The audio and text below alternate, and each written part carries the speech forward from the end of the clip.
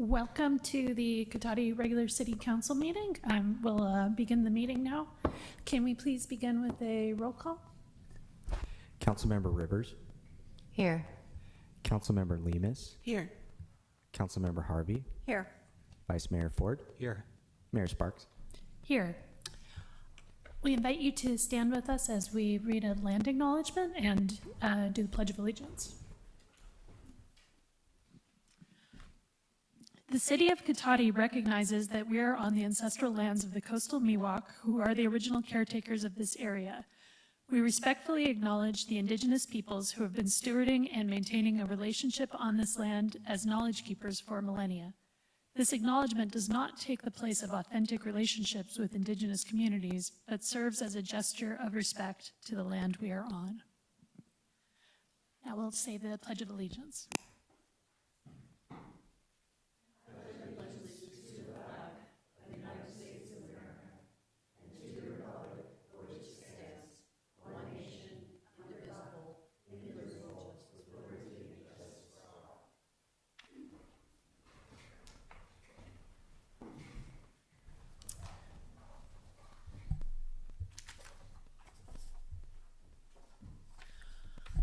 The first item on our agenda tonight is the approval of the minutes. A notice of waiving of reading of all resolutions and ordinances introduced or adopted under this agenda. We had minutes from our regular meeting on April 23rd. Were there any adjustments to the minutes from the council? All right.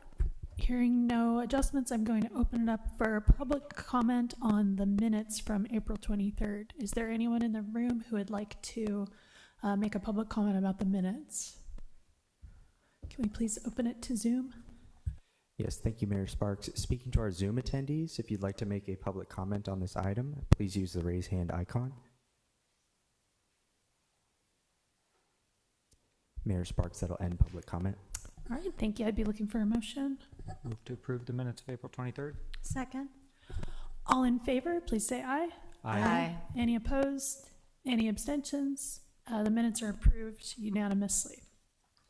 I'll read some, pardon me, I will read some announcements.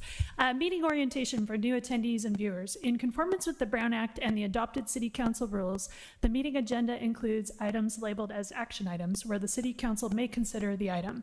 If the City Council considers the item, citizens will be afforded the opportunity to provide comments relevant to the item being discussed.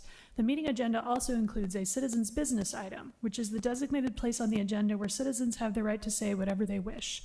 However, the Brown Act prohibits the City Council from taking action or considering any item that is not on this agenda to ensure that other members of the community who wish to provide comment are notified in advance through a properly noticed meeting agenda. Measure S supports police services, a variety of recreation programs for all ages, and the maintenance of our streets, parks, and public buildings. See details on the web at cotaticity.org. Citizens interested in receiving City of Cotati community alerts via text message and email are encouraged to enroll with Civic Ready by signing up on the city's website, www.cotaticity.org, under the How Do I link at the top of the homepage. Like always, we'd love to hear from you, so please feel free to contact the city at 707-792-4600 or info@cotaticity.org. If you have a non-emergency issue after normal business hours, you can contact us at 707-792-4611. And of course, if you have an emergency, please contact 911. Continue to look for updates on the city's website and social media channels available on Facebook, Instagram, and Civic Ready. We have a couple proclamations tonight. The first is a proclamation for Asian Pacific Islander History Month, followed by National Public Works Week. So I'm going to turn it over to Councilmember Lemus for this first proclamation. Thank you, Mayor. So I have the proclamation for the Asian American Pacific Islander Heritage Month, which I'll now read. Proclamation of the City Council of the City of Cotati proclaiming May 2024 as Asian American and Pacific Islander Heritage Month in Cotati.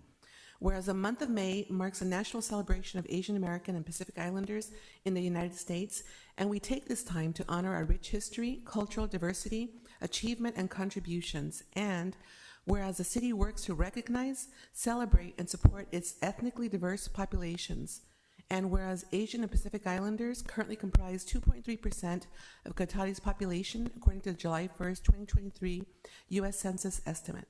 And whereas Asian and Pacific Islanders have contributed to the economic well-being and culture of Sonoma County for over 150 years. And whereas 60% of Asian and Pacific Islanders residents in Sonoma County are immigrants, and whereas the Sonoma County API Population Human Development Index is below the average for APIs across the entire state. And whereas API cultural mores and traditions tend to keep API families and individuals from seeking any needed economic, social, health, or psychological help. And whereas Sonoma County's Youth Truth Survey data from our schools indicate that results for the API youth show that as a whole, they generally report higher rates of stress and have fewer ways to cope than the general population. And whereas the continued resiliency and determination of AAPI prevail today in the face of continued anti-Asian hate, barriers to economic justice, health equity, scapegoating, and exclusion. And whereas the API population of Sonoma County contribute greatly to the vibrancy and diversity of our region. And whereas organizations such as the Asian American Pacific Islander Coalition of the North Bay continue to strive to address gaps in communication, in data gathering, and in outreach. And whereas we must all find alternative effective ways to reach the hidden, silent API communities to support mental and economic health. Now therefore be it proclaimed on this day of May 14, 2024, by the City Council of the City of Cotati, that we call upon the city, nonprofits, businesses, educational institutions, and all AAPI communities to partner and elevate voices. Be it further proclaimed that the city, in recognition of the Asian American and Pacific Islander community, hereby proclaim the month of May 2024 as Asian American and Pacific Islander Heritage Month in the city of Cotati. Thank you, and I will go ahead and present this to the AAPI Coalition later. Thank you very much. Right, thank you very much. Our second proclamation tonight is for National Surveyors Week. A proclamation of the City Council of the City of Cotati, National Public Works. Did I say surveyor? I'm so sorry. I'm stuck in a month ago. Time warp. National Public Works Week, May 19th through 25th, 2024. Whereas public works professionals focus on infrastructure, facilities, and services that are of vital importance to sustainable and resilient communities and to public health, high quality of life, and well-being of the people of the City of Cotati, and whereas these infrastructure, facilities, and services could not be provided without the dedicated efforts of public works professionals who are utility workers, laborers, engineers, managers, and employees at all levels of government and the private sector who are responsible for rebuilding, improving, and protecting our nation's transportation, water supply, water treatment, and solid waste systems, public buildings, and other structures and facilities essential for our citizens. And whereas it is in the public interest for the citizens, civic leaders, and children in the City of Cotati to gain knowledge and maintain an ongoing interest and understanding of the importance of public works and public works programs in their respective communities. And whereas the year 2024 marks the 64th annual National Public Works Week sponsored by the American Public Works Association. Now, therefore, be it proclaimed on this day of May 14th, 2024, by the City Council of the City of Cotati, the week May 19th through 25th, 2024, is designated as National Public Works Week. I urge all citizens to join with representatives of the American Public Works Association and government agencies in activities, events, and ceremonies designed to pay tribute to our public works professionals, utility workers, laborers, engineers, managers, and employees to recognize the substantial contribution they make to protecting our national health, safety, and advancing the quality of life for all. Do we have someone here to receive the proclamation today?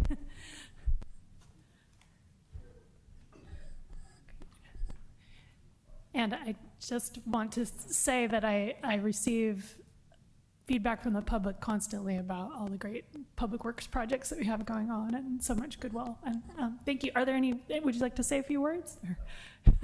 I won't put you on the spot if not. Okay, can we get a picture with you? Yeah. Okay, great.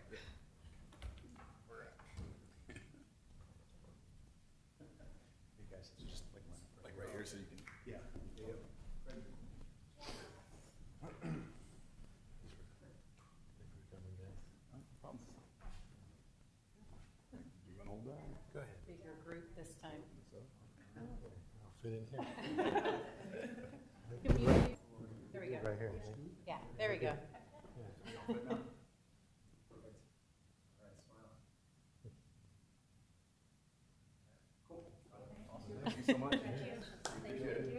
Thank you.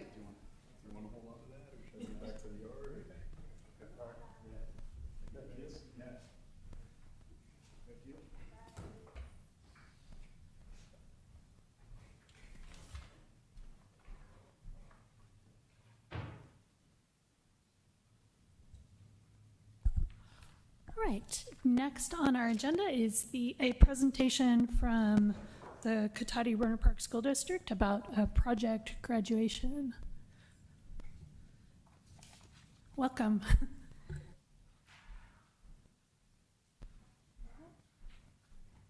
Was there a thing to? Okay, thank you. First off, on behalf of the entire board, I'd like to thank you guys for your time. I know these meetings are valuable, and we appreciate you letting us speak today. So my name is Shannon Potter. I've been on Project Grad Board of Directors for 2 years now. I'm currently serving as president this year. And today I wanted to talk about Project Graduation, who we are, what we do, and what the importance of our group is. After providing that overview, I will discuss our specific call to action, the need for not only funding, but community support and volunteerism.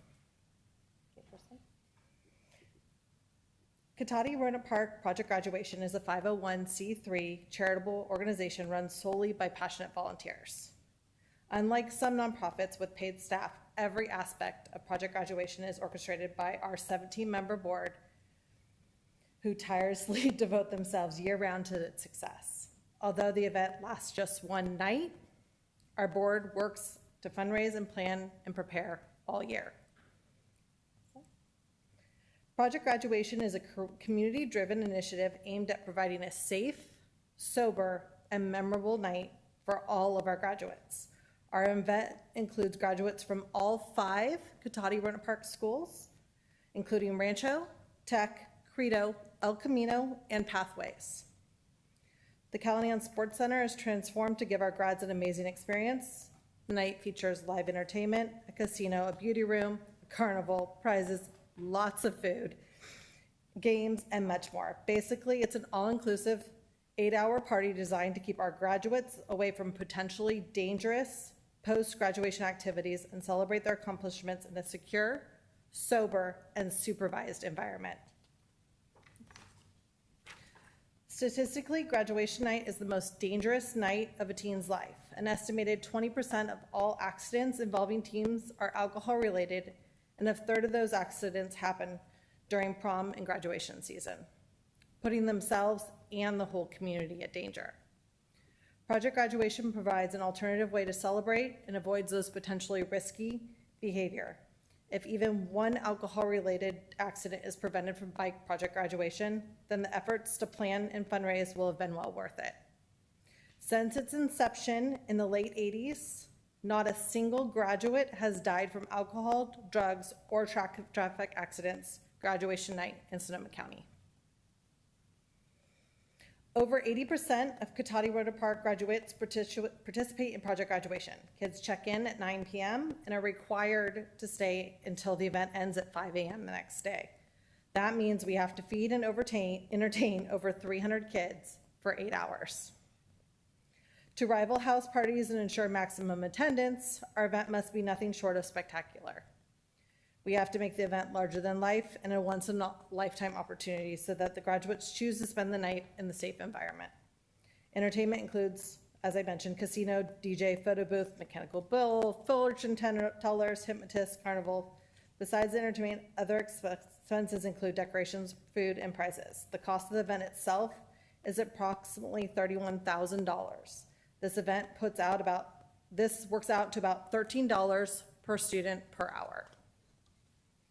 In addition, we have about $10,000 in additional costs, which include storage, insurance, and we're actively working with Rancho to reduce our storage costs moving forward, but this will take money up front to repair the C-tainers that are on the yard. The goal to make Project Graduation accessible to everyone. With that in mind, our ticket price is only $40 in advance, and it only increases to $70. We want to encourage attendance, and we have the lowest prices in the county compared to other schools that range between 90 to 150 a ticket. We also have scholarships available so that nobody is turned away. Therefore, our expense is only offset by about $14,000 in ticket sales, leaving us a $27,000 to raise each year. We recently lost our main funding source. Our volunteers now only have to dedicate their time to plan and execute the event, but also fundraise. Our fundraisers have included bake sales, shred events, bowling tournaments, Giving Tuesday, Dine and Donates, sponsorship requests, and pancake breakfasts. Despite our relentless fundraising endeavors, we anticipate falling short by $16,000. While we have reserves to cover this year's event and sustaining project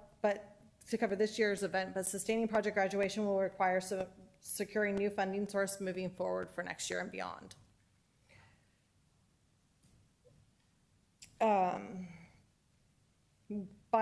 Without identifying a new funding source for project graduation, it will likely dissolve.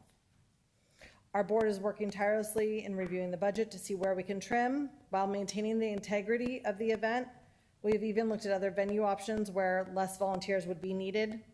Unfortunately, the size of our event, these venues would still run around $30,000 and would require transportation logistics as well as, which would increase the cost there. Project graduation is a critical community service that keeps kids and citizens safe. We are asking that the city recognize the need for project graduation and potentially pledge $10,000 annually to help sustain the event or anything that you're able to help. In addition, we struggle to find volunteers each year, and we would ask that the city maybe incentivize employees to volunteer at the event, a shift or two. They're just a couple of hours. I'll leave some flyers that maybe could be put up. There's also open jobs can be found at www.crpprojectgrad.org. Overall, we're looking for the city and the broader community to support and ensure that project graduation continues to offer graduates a safe, sober celebration. Again, thank you for your time. All right, thank you very much. Does anyone have questions? Yes, go ahead. Hi.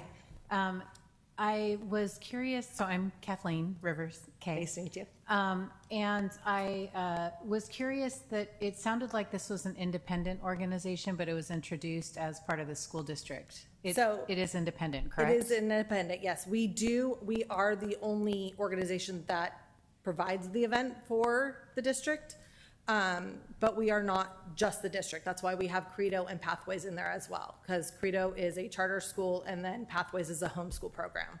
So we handle all of the high schools. When the organization first started, it was just Rancho Cotati, and then as the schools have progressed in the area, we've encompassed them all. And we are the only one that actually does more than one school at the event. Okay, so it's like all the schools within either Cotati or Roanoke Park? It's all the Roanoke Park Cotati schools, yes. Okay, great. Thank you. Great. Yes. Hi, I have a question about fundraising efforts. Because I have a similar event that I do that costs around the same. It's a one-day event. Have you reached out to any of the local banks or stores or, I didn't see it in your fundraising information. So we have done grant requests. We had Rip City Writers did a fundraiser for us. We reached out to the local banks for, we just did a shred event. So we had all Exchange Bank, Summit Bank, and I believe it's all Bank of the West. It's BMO that we reached out to. We're all putting it on their screens and stuff like that to support the shred event, but not actual funding from the schools or from the banks. From the banks, okay. Okay. Because I know that they fund some events. You might try, maybe Oliver's or some of the local banks too. Yeah, and we tried the Geysers. The Geysers had one, but it's where we don't have it's the sustainability, or they're looking for specific things that we don't technically kind of fall under with our event. Okay, thank you. And can you remind me what the date was? Of the event? So the event is actually on graduation night, which is June 7th, and it runs into the morning of June 8th. So it's a Friday night and it runs into Saturday morning. And do you need volunteers primarily during that time frame or leading up to it? It or- starts, so volunteers can actually start the Wednesday prior, and then it runs all the way through that Saturday, where we try to be we have to be out by noon. So we try to have everything wrapped up, cleaned up, normally first thing in the morning. But there's lots of shifts. I can leave that for you guys. That'd be great. Perfect. And the different things are set up. There's, you can be a fortune teller, you can be a dealer at a casino table. And what's nice is the community involvement too, just getting those people out there and seeing different people in the community that are serving the shift. Yes. Council, go ahead. Just a quick question. What, so it's achieved the status that most people come now, I assume? It is a big event. So last year we had about 300 kids that were there. And we say graduates instead of seniors anymore because now we do have juniors that are graduating as well. So they are also invited to the event. It's not, And how many people graduate from the ranch in a so year? let's see what we have for our numbers this year. We do have, just goes on the last Just agenda. rough would be fine. I'm just, No, I'm I just have hoping it. everybody's going to it, so. So we have, it looks like Rancho's gonna have 369 graduates this year. El Camino will have 51, Tech High 76, Credo 82, and then Pathways actually does not have any seniors this year. Great. So you really are getting most people to come. I Yeah. just want to appreciate Yeah. your service. It's a super important event. Thanks. Yeah, thank you. Another question? Yeah, go ahead. Yeah, well, I just wanted to say I'm a high school teacher, so I know how important these are. And I just wanted to thank you and all the people who do this because I know this is pretty thankless. Yeah. So thank you. Thank you, appreciate it. All right. Anything else? So, of course, we're not allowed to deliberate Yes. about any Yeah. of this Yep. tonight, but we appreciate you coming, and I'll certainly be in touch. Perfect. Thank you Yeah. guys so much, appreciate you. it.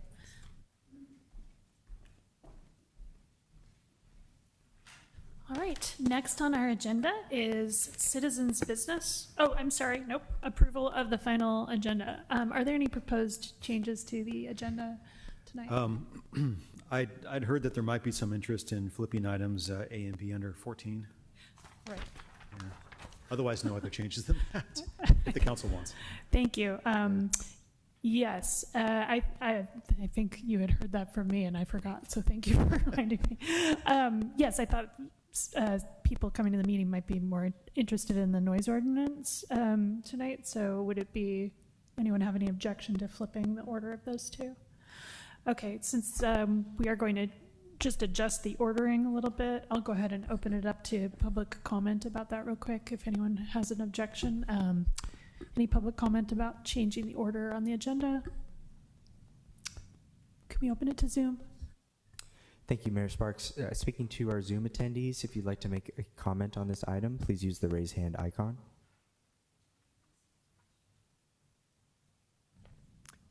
Mayor Sparks, that'll end public comment. Okay, thank you. And just to clarify, what we're proposing is to do things in the usual order, but when we get to the regular agenda, just doing the noise ordinance first and the broadband update second, but everything else totally the same. All in favor of that change? Aye. Aye. Aye. Any opposed? Any abstentions? Okay, so we will go ahead and make that adjustment. Let's move on to citizens' business and public comment for consent calendar items. Any member of the public wishing to speak to the council on any items listed on the consent calendar or any matter not listed on the agenda that are within the subject matter jurisdiction of the council may do so at this time. Pursuant to the Brown Act, the council is not allowed to consider issues or take action on any item not listed on the agenda. Pursuant to City Council Policy 2023-01, comments on any by any member of the public are normally restricted to a total of 3 minutes in length per person for matters not on the agenda, and a total of 3 minutes per person in length for any and all items on the consent calendar. The mayor may extend the time limit for a reasonable time where a disability accommodation has been requested. To facilitate public comment, the deputy clerk will alert speakers when there are 30 seconds remaining. I have comment cards here for citizens' business. Let's see, first I have Eris Weaver.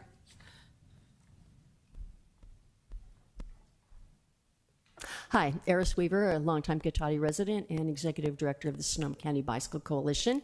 Just wanted to remind everyone that May is Bike Month, and day after tomorrow, Thursday, is Bike to Work Day. Although now that so many people are working remotely, it's kind of Bike to Wherever Day. This is the 30th annual Bay Area-wide Bike Month celebration. And actually, the very first Bike to Work Day event that I did, Vice Mayor Ford invited me to help volunteer down here. I don't even remember how many years ago that was now, way before I worked for the Bike Coalition even. The thing that I love about this event is that it's a gateway. People who have never considered using a bicycle for transportation or commuting give it a try because someone at their business organizes a team or something that day and then gets excited. Okay, I can do that, and keeps on bicycling. And we're very happy to be again partnering with the city staff as well as Sonoma Clean Power on an Energizer station that'll be at the Cotati Smart Station from, I believe it's 7:30 to 9 or 9:30 on Thursday. And yeah, hope to see everybody out there. Thank you. All right, thank you very much. Next, we have Lori Alderman.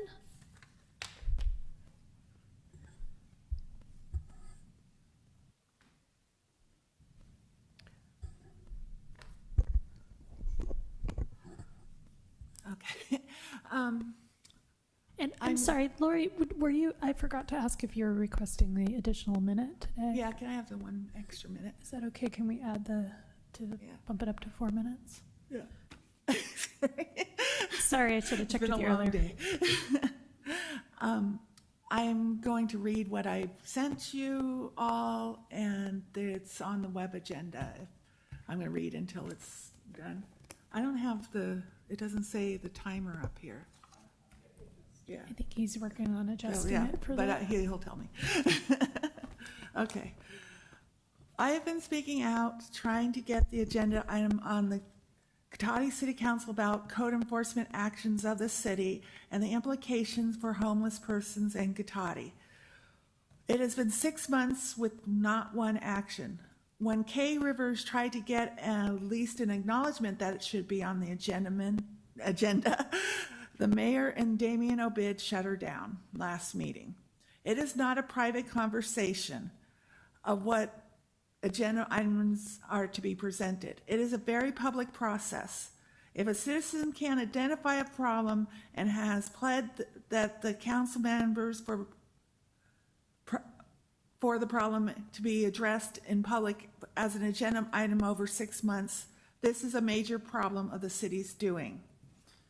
Here's the situation that you have all caused by not making homelessness, no habitation of vehicles ordinance, plus your recent code enforcement actions. You have criminalized homelessness in Cotati, not allowing it on either public or private property. If you are homeless in Cotati, you are a criminal. You are not allowed to habitate in a vehicle under the no human habitation of vehicles ordinance. As recent code enforcement actions have shown in Cotati, you can park on private property. You can't park on private property in someone's driveway either, or even pitch a tent, as you have to have connection to the sewer system where you habituate. What choice as a homeless person do you have other than to go to other cities? As far as staying in the city of Cotati, the city of Cotati is in great risk of a lawsuit because of this inability for the homeless to be on public or private property here in Cotati. The city has not spent one dime on homeless services for many years. A homeless person who is in Cotati has no city shelter bed provided as an alternative to being on the street, so the person is allowed to stay in a public place. This is the Martin versus Boise case that has led to many lawsuits, including with the city of Sebastopol. So with the code enforcement team not allowing you to be on private property, either in homelessness is a criminal act, the best bet is to go down to the Hub Plaza with your RV, a public place. while you'll be committing a criminal act by being homeless in Cotati, the state law and federal courts will support you staying put, as the city of Cotati has no homeless shelter beds to offer you.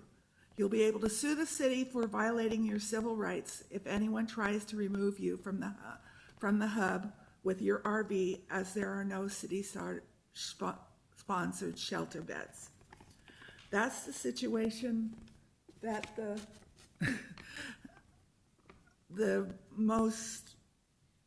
city of Cotati code enforcement recent actions have led to, plus not spending one dime. The city of Cotati will spend monies for attorneys to crush your voice rather than actually spend monies to help the 30 homeless. seconds. And when a good citizen asks for the issue to be on agenda item, the council and city staff ignore their pleas. They know that the financial status quo is what they are to protect. The city will not even put it on the shelter crisis issue on the agenda. Those pesky citizens with opposing voices and homeless persons are just in the way of them paying down unfunded pension liabilities and costs overages for their blender with the St. Joseph Park and Ride. That's it. All right, thank you for your comment. Is there anyone else in the chambers who would like to make a citizen's business comment? All right, can we open it to Zoom, please? Thank you, Mayor Sparks. Speaking to our Zoom attendees, if you'd like to make a public comment for citizens' business, please use the raise hand icon. We do have a hand. David, you have the floor.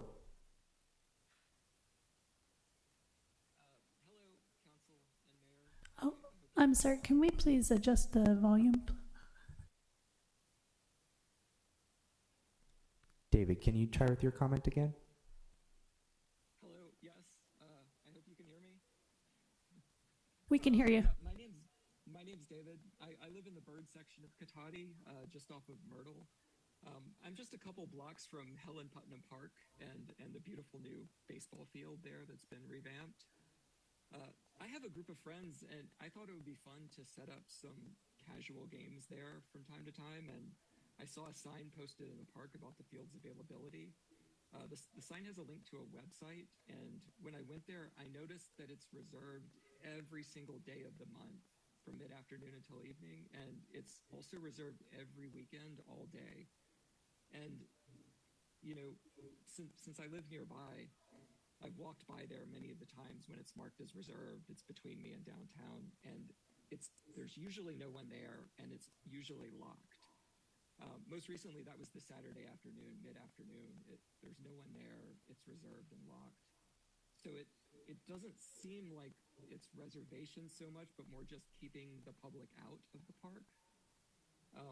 But anyway, yesterday I called the number to ask about reserving it, and I got an answering machine. It seems like it rang directly to the NorCal Oaks Baseball League. So my question is that organization in charge of the park now? I'm sorry, I'm out of the loop here. This is my first public comment ever. Restating my question, did we sell the field to a private company, or is it actually still a public park that citizens can use? I'm asking because it doesn't seem right to me that we have this beautiful revamped space that normal people can't use.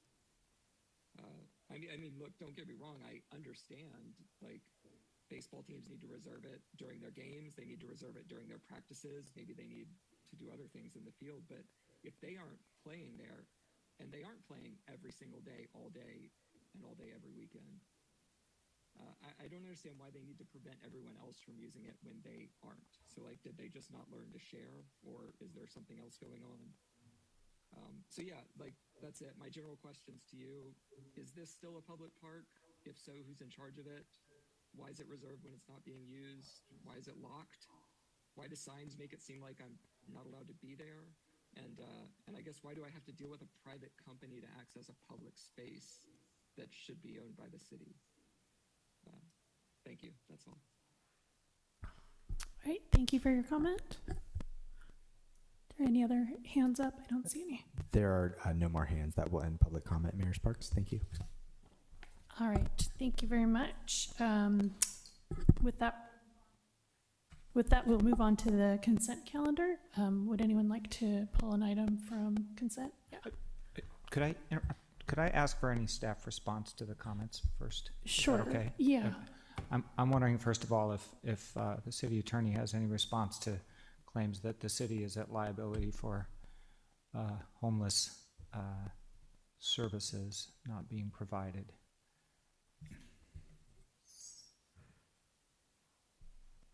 I'm not aware of any potential liability the city might have for not providing homeless services. I've never been made aware of any litigation around that issue. But I'm certainly welcome to take a look at that and see if there's any law on that issue. Usually cities and counties and special districts aren't liable for failure to act unless there's a specific duty placed on them by statute. And in terms of homeless services, that is a county function, unless you're specifically funded for it, like some bigger cities might be. Okay, thanks. And then I'm wondering, if, Damien, if you can respond about the baseball field. Sure. So the NorCal Oaks is using the field. They just finished improving it, so it's basically been under construction, or it's been too wet to use up until very recently, and so it had been locked primarily for that reason, because it was just under construction and too wet for anyone to use, including the team. It is through a license agreement they use it, so it is a public field. It still is public property, and we're just, I would say that we're in sort of the startup bumps of kind of getting this going, because it's the first time. Like I said, they just finished the work on the field, and we're trying to arrive at something that's going to work for them and also for the public, so they have access to the field. And one of the things we are doing is they just gave us that initial schedule, and so I did have a conversation actually with the mayor, and I promised to start auditing the times that they give us, so that we can, because like I said, we're just starting this relationship, so it could be true that they're not there when they reserve it, and that can't be moving forward. We can't have, they have first right to use the field, which was the agreement, but they can't block out time and then not show up and not use it. So we're working through those kind of issues right now. For me, that's a fairly major issue, and if I continue to get reports that it's locked when they're not there, which means if it's locked at all, because it's not locked when they're there, it shouldn't be locked when they're not there. There shouldn't be a lock on a gate. If I continue to hear reports that it's locked, or that they've reserved it for every day, all afternoon, and all day on weekends, I will ask for an agenda item to be brought back to review the license agreement and see if we need to end it. I will say, just on the locking, I will say that we had a conversation a couple weeks ago. We took the locks off, and I mean, I won't get too much into it, because we'll probably should have an agenda item about it if we want to have this conversation. But people were using it for all sorts of things that weren't baseball that they were very concerned about. So tried to come up with another system. So we're still working through those issues. All right, yes. And I just want to make a reminder, we can't really get into too much of a discussion of this item right now, but yeah, go ahead. Yeah, I just wanted to clarify in the notice that we got, or the letter, it referenced Martin versus Boise, which looks like it does include us as the Ninth Circuit. So just in case, you said you hadn't heard of legislation, so that's... Yeah, Martin versus Boise is the case that says you cannot, you can't enforce criminally encroachment on public property. So basically, that's why it's very hard to move individuals off publicly owned property, because in the absence of a shelter, if the city doesn't have a shelter, it can't enforce some of the laws like that govern like encroachment permit requirements and things like that. People using the streets for tents. So that's what Martin versus Boise is about. Okay. It's not about the other issue that was raised about the alleged obligation to provide homelessness services. Okay, so short of asking, for an agenda item, it does not apply to private residents? Correct. Okay, thank Martin you. versus Boise. Yes. Okay, thank you. Okay, with that, we will move on to the consent calendar. Is there anyone who wishes to pull an item from consent? Yes, go ahead. Yeah, I want to pull C. Okay, so we will remove item 11C and move it to the end of the regular agenda. So we'll change that into item 14C. Any other items to pull? Okay, with that, I'd be looking for a motion to approve the remaining consent calendar items. Move to approve items A and B on the consent calendar? Second? We have a motion and a second. All in favor of approving items A and B on the consent calendar? Aye. Aye. Aye. Any opposed? Any abstentions? Okay, so items A and B are approved unanimously. That takes us to direction on future agenda items. I would like to go ahead and propose that we have a discussion about the baseball fields. Hopefully that won't take much staff time. It's more of a council level discussion. Just to see how the agreement is working out and how we can work towards better public access of the fields in the short term. I know it's going to be an ongoing relationship, but does anyone have any objection to bringing that as a discussion item soon? Okay. Any other direction on future agenda items?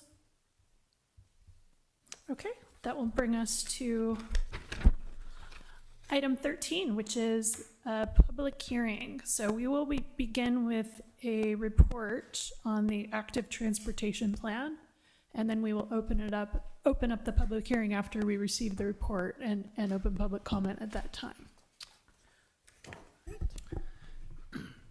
Thank you, Mayor Sparks. My name is JP Harries. I'm a senior planner with the city of Cotati. And as Eris told you, this is Bike Month in May. And lo and behold, we have our active transportation plan, which used to be called the Bicycle and Pedestrian Master Plan. But it's called the Active Transportation Plan, being presented here in Bike Month and again with Bike to Work on Thursday. Next slide, please. It's actually a fairly brief presentation.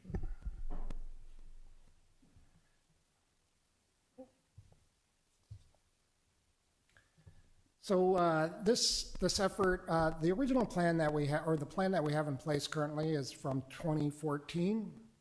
It was also, that plan was developed as part of a countywide plan with Cotati's component also being a standalone document, guidance and policy document for the city of Cotati. We sought to renew that plan in 2021. That's where we initiated and it just basically was outreach, had pop-up events at the farmers markets, and just started to gather and surveys and try to gather as much feedback from people that we could about what they wanted to see in terms of walking and biking in Cotati. Also at that time, we were hoping to partner with SCTA, who was pursuing a grant, and unfortunately they did not receive that grant in 2021 it was a Caltrans grant, and which made it difficult for us to proceed. As well, we had other things going on. The local roadway safety plan was being done in 2022, and also we were working with SCTA and hearing that they were in communication with Caltrans to improve their chances on the next round grant offering. So we pulled back from our 2021 effort and then partnered again with SCTA in 2023. And in 2023, that began, again, more surveying, online map and survey, pop-up events at farmers markets in front of Oliver's. And then we started, from that feedback, we started developing the plan. We brought components of that plan to the Planning Commission in June, November, and December of 2023. And then, based on comments that we received, we put together a draft plan. That draft plan was presented to you. It was available February 22nd through March 25th. It was presented to you on March 12th. The PC reviewed it on March 18th. And we had a public workshop, and I'd like to thank Eris again, who hosted that public workshop in partnership with the SCTA to also get more feedback on what was in the plan itself. So the plan was developed with substantial amount of feedback, in fact, and then tweaked and changed based on the feedback we received from the public, from the Planning Commission, and from the City Council. And then it went to Planning Commission on April 15th, 2024, and at that meeting, and I'll talk about that meeting a little more, we received a unanimous recommendation for the City Council to adopt the plan. Next slide, please. The purpose of the plan is to create spaces for people to walk, bike, roll, and get around, and that are with the intent that those be low stress and low risk facilities. Also intends to try to achieve regional connections to the county outside, Rohnert Park, down towards Petaluma, Pengrove, as well as prioritizing projects and identifying funding sources to implement those projects. Next slide, please. The plan itself is divided into 6 components. There's an introduction, then that goes into a community profile, which kind of describes existing conditions. Primarily, it looks at, one of the big things it looks at is level of stress of our current bikeways.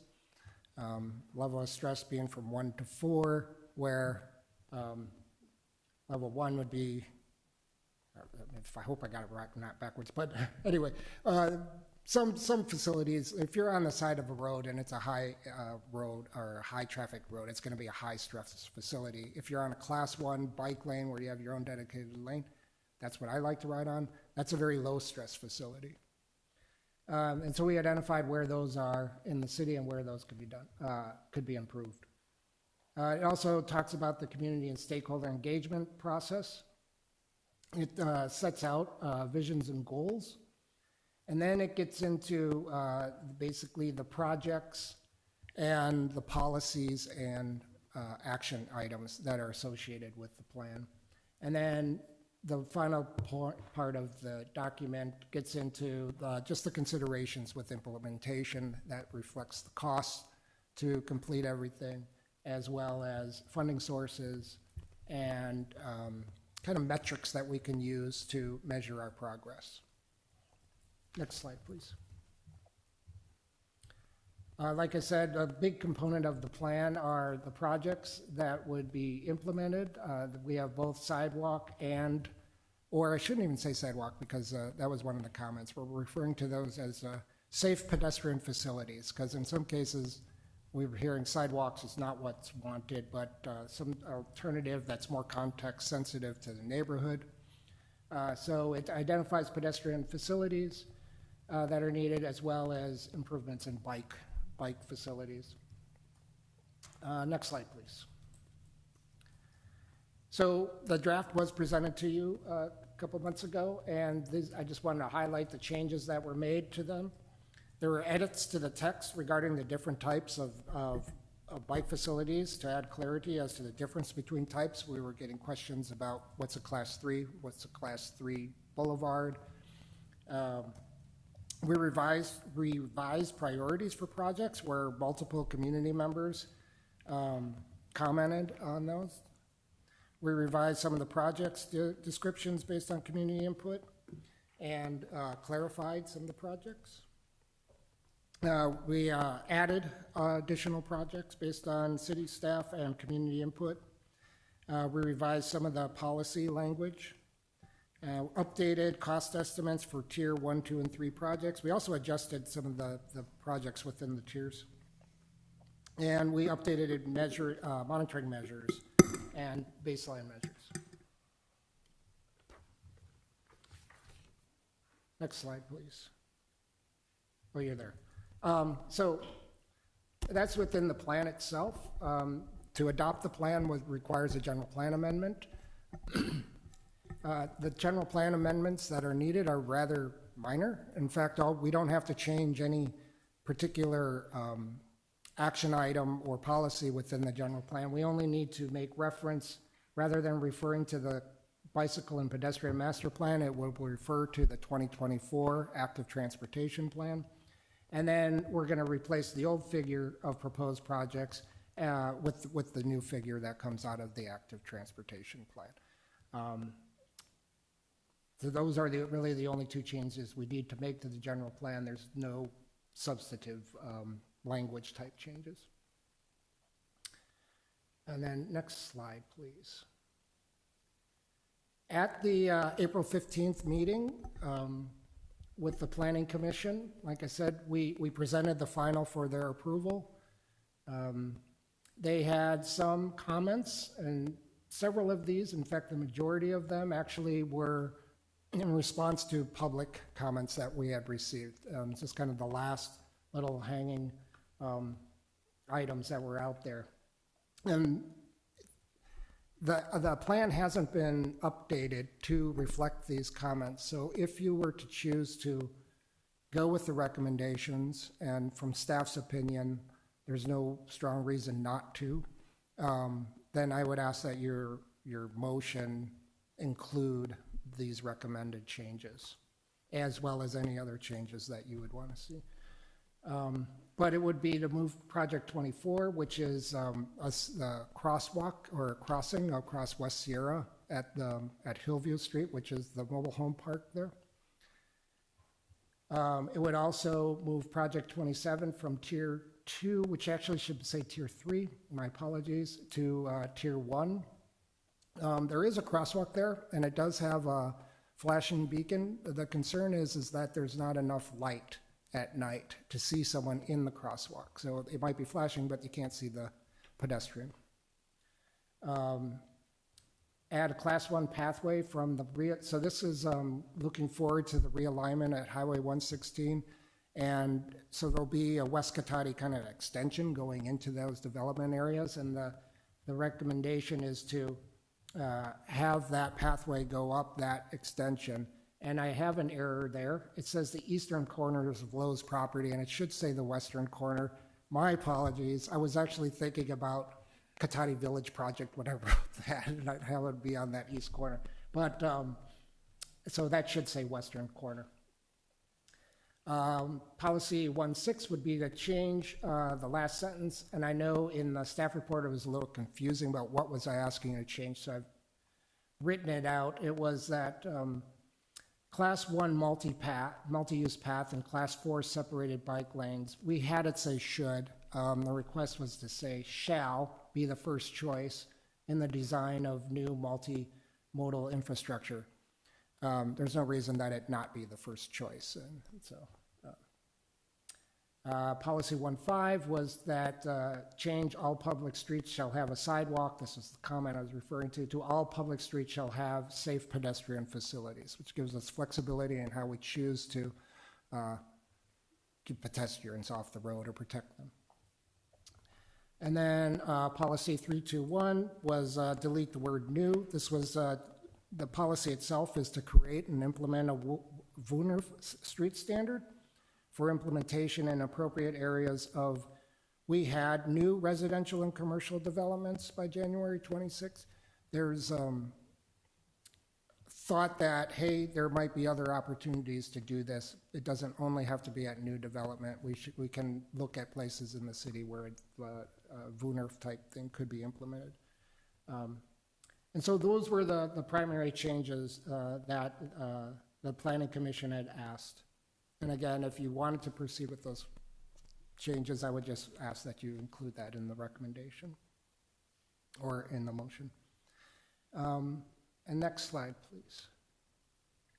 So the staff recommendation is that the City Council adopt the resolution adopting the 2024 Cotati Active Transportation Plan and amend the Cotati General Plan to be consistent with the 2024 Cotati Active Transportation Plan. And with that, I'm available for any questions that you might have. All right, thank you. So we will take a few moments for questions of staff. Let's just procedurally, let's wait on suggestions or discussion until after we take public comment, but we can do questions of staff right now. Does anyone? Yes, go ahead. I'm curious on the number 8, the Gilman Ranch Road. It says as part of the long-term planned connection, and I'm curious how long is long to connect, you know, West Cotati to Thomas Page to give the kids a way to get there. So that's, no, that project would require development on the large parcels that exist between Gilman and, Right. yeah, and we don't know. It would require someone to purchase and then want to do some sort of project in that area, in which case we would require the installation of that pipe. But it's private property, and so until someone comes forward with the project. And I will say too, what we do have control over is, as part of the, it's identified in the plan, but also as part of the current sidewalks and pathways project, West School. So there is once that segment is complete, there will be a continuous pathway basically all the way through, well, from the tunnel all the way through to the school. And then also if you're on West Cotati, you could, provided you're on the currently sidewalked part of it, you could go up that way also without going down Gilman Ranch. Part of this project, that the sidewalk project that's currently in design, is also including completing the West Cotati piece of the project. So pretty much anywhere from Gilman Ranch even, they could come up West Cotati and around to the, go into the back of Thomas Page that way. Without going on 116 or without going through an extension of Gilman Ranch. Right, I was just seeing that it's like, looks like the most robust one, the Bike Boulevard for Gilman Ranch, but it doesn't go anywhere. So I was just surprised and curious how long is. So it sounds like awfully long. Okay. Look, okay, you really never know. We've talked to several people that have been kicking tires about developing those properties, and so, I mean, something could change quickly. Okay. Yeah. Well, I mean, that giant sign has been there for a long time, and yeah. yet, you know. Okay, thank you. Great. Questions? Yes. I have a couple of questions. There's the crosswalk at Hillview. That's an odd spot for a crosswalk. It's kind of on that curve, and there's a crosswalk already at Water. Would we really put 2 crosswalks within cars' lengths of one another? So this is the conversation we've been having. That is, the recommendation is to get folks at Hillview across to a safe sidewalk. Now, and it might be that the crosswalk is the first thing that needs to go in. At the same time, we're looking at installing sidewalks along that whole stretch, or that side of the street, that will go all the way up to the bus stop by the off ramps, as well as all the way down to Water Road. Actually, all the way down to Page, and think it is where it needs to go. That's a challenging area because the creek runs through there. So there's a very likely that when those sidewalks do come in, it's going to take some time to get there, that we may move that crosswalk. And that's the way the plan reads now, is we need to get a safe crossing, but if the sidewalks come in, we may choose to put that crossing in another area. But, so we would not recommend putting 2 crosswalks within cars' lengths of one another? Well, if I can I jump in mean, for a second, yeah. I- The general thinking, I think, right now is that for people exiting on Hillview on foot, they Right. have there's no sidewalk, there's no crossing, there's nothing. Right. So if there's like a RRFB there as at least an interim measure, it would improve the safety until at some point a sidewalk can be completed. And then probably that crosswalk would go somewhere else. Okay, so it sounds like it might be just transitory until we make other improvements. It could be, yes. Okay, because that was a little confusing, why, you know, and I do worry about that curve, putting a, you know, crosswalk on a curve like that. But yes, I agree that people need to get across. And then on goal number 2, the safe and well-maintained, it says investigate the feasibility of creating a pedestrian and bicycle pathway condition index. Is there such a thing? Let me look Or at is that just Let me something read the that you goals. wish would? It's on page 101. Thank you. If that helps. Policy 2.2 on goal 2. Oh, 2.1, sorry. I have questions on both, sorry. Yeah, this is, I guess it's kind of wishful thinking. It's some way of measuring how, you know, what is the status of the trail condition, and coming up with a way of prioritizing what needs to be done. Okay, so there isn't, I think that's why you see it in quotation, and Okay. it talks about the feasibility of it. It's seemed like a good idea. if yeah, I there mean, was such we think thing, it's a yeah. good idea. It would and give there's- us- There's models, as you've seen, with roadways out there, so it's not too far of a stretch to think that we can do that. Okay. Looked like you wanted to. Oh, yeah, yeah, I guess we'll have to see. It might be more qualitative than quantitative, like you have with a PCI, like a road index. But there's probably some method, I'm sure, to at least somehow categorize them. Okay, I just didn't know there was such a thing, and it sounded like a good idea. On the next policy, it says ensure bike lanes are kept free of trash bins, vehicles, and debris, and I have a couple questions on that. This comes up over and over and over again. And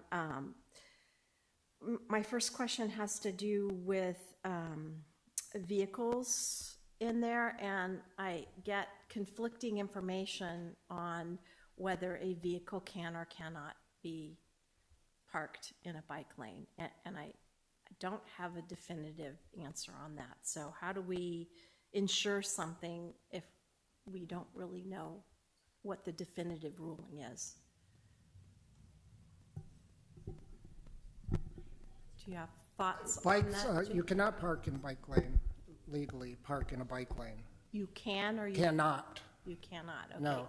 Those lanes are designated for bicycle use. There might be a parking lane next to a bike lane, but that would be an enforcement action by the police if someone was parked there.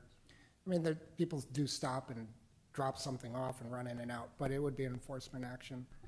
I don't think you're going, this is more of a way to make sure that we're watching to see how the bike lanes are being kept free. It's not supposed to be a ham-fisted, enforcement action by the city to go out and ticket people for having a trash can on garbage day or the day after or something.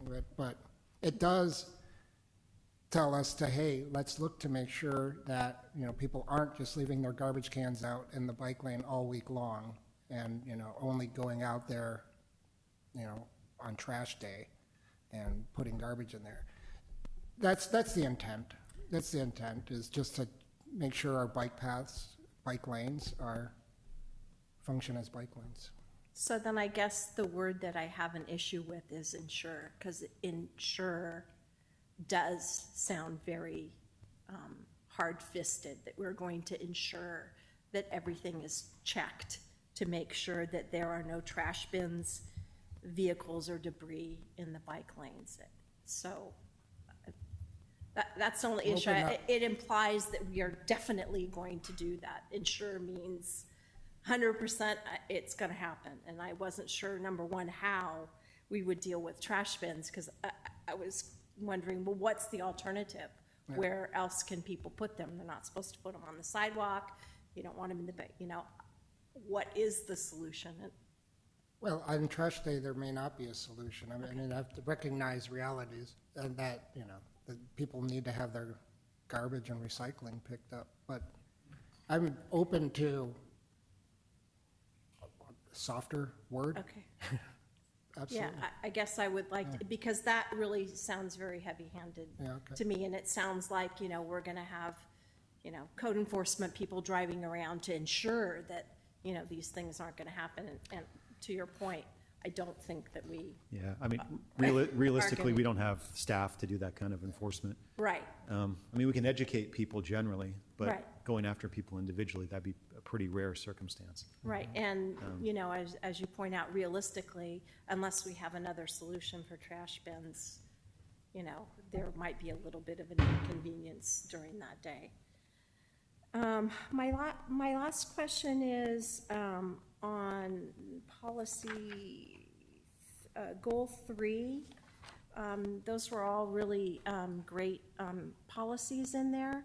And I was wondering if there was any, discussion about a policy, surrounding, some kind of bike fix-it clinic with, maybe, because you have coordinate with other people to do things, and I was wondering if there was possibility of coordinating with, say, the Bike Coalition or SCTA or Zero Waste Sonoma for bike clinics, because I think that would be a helpful solution for folks, because they might, all of the fix-it clinics that seem to happen in Sonoma County are really very, very well attended, so that was just a question if that had been discussed. Has not, Okay, has not, but it's a good idea. okay, that's all my questions. All right, great. Any other questions? Yes, go ahead. I was just, JP, I was wondering if you could talk about how these goals, policies, and actions interact with those in the general plan. Does the transportation element just defer to this for active transportation? Yeah, it largely does. Okay. And if you look at the 2014 plan, it also carried its own set of policies and action items. Okay. Those were more countywide based. In this case, we tried to narrow it down to, what action items that we would support our plan. But no, they do not conflict with the general plan. The general plan doesn't, it really just refers, in the circulation element is where it mostly will, in fact, almost exclusively discusses. It refers to the provisions of the bike and pedestrian plan, Great. or in this case, the active transportation plan. Okay, and thank you. And one other, Project 27 was one of that's the Arthur Crossing lighting. The Planning Commission recommended to move it from Tier 2 to Tier 1, but it's actually in Tier 3. Yeah. So 3 to 2 or 3 to 1 is their recommendation? Don't know. They said 2 to 1. Okay. My comment to the commission was that we got to be careful of putting everything in Tier 1. That was, if you look at our 2014 plan, every project was a Tier 1 project except for maybe 1 or 2, which didn't leave us with a sense of prioritization. I guess I don't No, have a that's fine. strong I'm not asking preference. for your recommendation. I'm just asking what their recommendation was. It was to Tier 1 was their recommendation. Oh, they wanted to go from 3 to 1. Yep. Oh, okay. Thanks. Okay, any other questions? I had one question about the transportation demand management piece of it, which was on page 28 of the plan, packet page 98. I believe the last time this draft came to the council, I had asked about whether we had the capacity to participate and really achieve the program as it's described here. And I think the answer was we're still kind of in conversation about that. So I'm just wondering where that landed and if you feel that we have the capacity to do all of this. We decided to keep it in the plan because what TDM does really is it's a goal, it's a push to provide choices for people, and that's give them an option other than riding in a private vehicle. We kept it in because we know we can't do it on our own, but we do work with SCTA all the time, and there are TDM things that we are doing. For example, we're working to get the bike share program off the ground, which hopefully will happen towards the end of this summer. But that's an example of a TDM program. We're also incorporating, trying to encourage some sort of electric shuttle that will move people around the community, which would be a TDM program. So, no, you're correct. We're not going to have a dedicated staff person like working on TDM. It is too much for a city. But in many of the cases, we partner with our, neighboring jurisdictions and with the county and SCTA. And it's an important part of active transportation planning. It's an important part of climate protection as well. So our choice was to leave it in, and that we would continue to work with our partners on those programs. All right, thank you. And then I noticed part of that is to develop a local ordinance. Is that sort of built into the work plan for the community development? They've shared some ordinances with me. We just haven't taken any traction with those yet. Okay. Some draft ordinances is what I should Okay, say. great. Thank you very much. Okay, if there are no further questions, we'll go ahead and open up the public forum, or the public hearing. So if there's anyone in the chambers who would like to make a public comment, I'll open it up. I believe I have a comment card from Eris Weaver for this item as well. I wonder how many times around the earth all my comment cards would go. So my staff and I have been working with SCTA, the city, all the other jurisdictions that have been working on these countywide ATP plan, and I urge you to approve the plan with the amendments that were made with the Planning Commission. Several of the program and policy components do overlap with programs and activities that my organization provides, and so we are very open to collaborating, contracting with the city for things like whether it's bike parking, including bike valet. We run the county's Safe Routes to School program, bike education, and all of that stuff. We'd very much like to work with the city. So overall, I'm pleased. What I'm going to say now, I know the staff are all going to roll their eyes because they've heard me say this a zillion times in different places. And that is looking at the 4 different types, categories of bikeways. I personally and professionally have a problem with the Class 3 designation. The Class 1, 2, and 4 have very clear standards. If you're doing a Class 2 bike lane, how wide does it need to be? What is the striping going to be like? But the Class 3 Bike Boulevard designation has a suite of options, none of which are bad, but none of which are proscribed. And so what I see on the ground in multiple jurisdictions is we'll throw down some sharrows and call it a day. If you don't know what a sharrow is, Lincoln. When Lincoln got repaved, those sort of bike with an arrow things, they don't make the roads safer. They don't change driver or cyclist behavior. They don't get new people out on a bike. Oh, hey, I feel safer letting my kid ride their bike to school now because there's this arrow painted on the street. So it's frustrating to see a jurisdiction say, okay, we put in this new X number of miles of bike facility when all you did was paint something on the street that didn't actually change anything. There's a bill working its way through the state legislature that would actually prohibit state active transportation program funds from being used for some types of Class 3, so that's something to be aware of. And so any of the projects that are in there that are listed as upgrade to Class 3, I will be watching you really carefully to make sure that something is done besides just sheriffs. Thank you. All right, thank you for your comment. Neil, go ahead.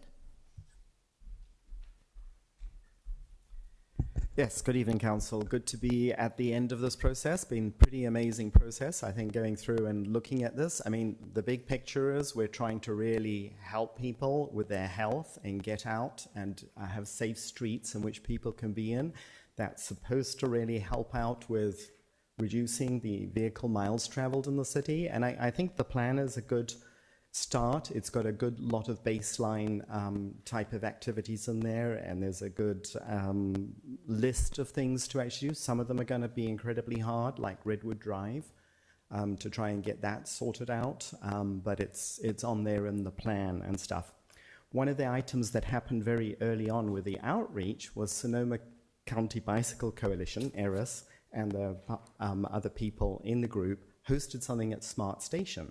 And it was actually really good because, you know, you've got you've got people coming through there from the trains. It's a place that people are mixing. So I think that could be something, at least as a form of education for everybody in the area, to use that station in some way. Give it or lease it to Sonoma County Bicycle Coalition, donate it for a few years since it's not being used. When it comes to the issue of items in the bicycle lane, particularly once a week bins, you've got to be in a bicycle lane and have to avoid them and move out into traffic to realize just how dangerous it can be at times. And I think the issue should be in encouraging some form of education for it to be safe, more than safe-ish, as safe as possible, because people sometimes are just very let's say unconscious on the way they put them out there. I've had it on Old Redwood Highway as well, where I'll stop a day after when they're supposed to go back in, and I've just moved them onto the person's driveway, where they could be, but they've been left out. So that's, I think, something should be very, very visible on, let's say, a soft insure, but I think it's still an insure of some sort, that there's maybe some educational activity that goes on with trying to encourage people to be, you know, understand what the joint facilities are and putting them out there. I'd encourage you to approve the Planning Commission's items that are on there, and 30 seconds. I think it's great to see it happen. Look forward to it going forward. I think there's still going to be, you know, just hopefully it does make a difference for people. And Northwest Cotati is also going to get very interesting. Can we actually make it so that people can cross there safely, but be pedestrians that cross that road very safely? I think that's still open to be reviewed, that junction that's coming up. Thank you very much. All right, thank you. Can we go to Zoom, please? Thank you, Mayor Sparks. Once again, speaking to our Zoom attendees, please use the raise hand icon to make a public comment. We do have one hand at this time. Jenny Blaker, you have the floor. Hello, can you hear me? Yes, we can. Okay, thank you. It's great to have this process getting to the end, and I know a lot of hard work has gone into it by a lot of people, so congratulations on getting it so close, and I'm looking forward to seeing the results on the ground.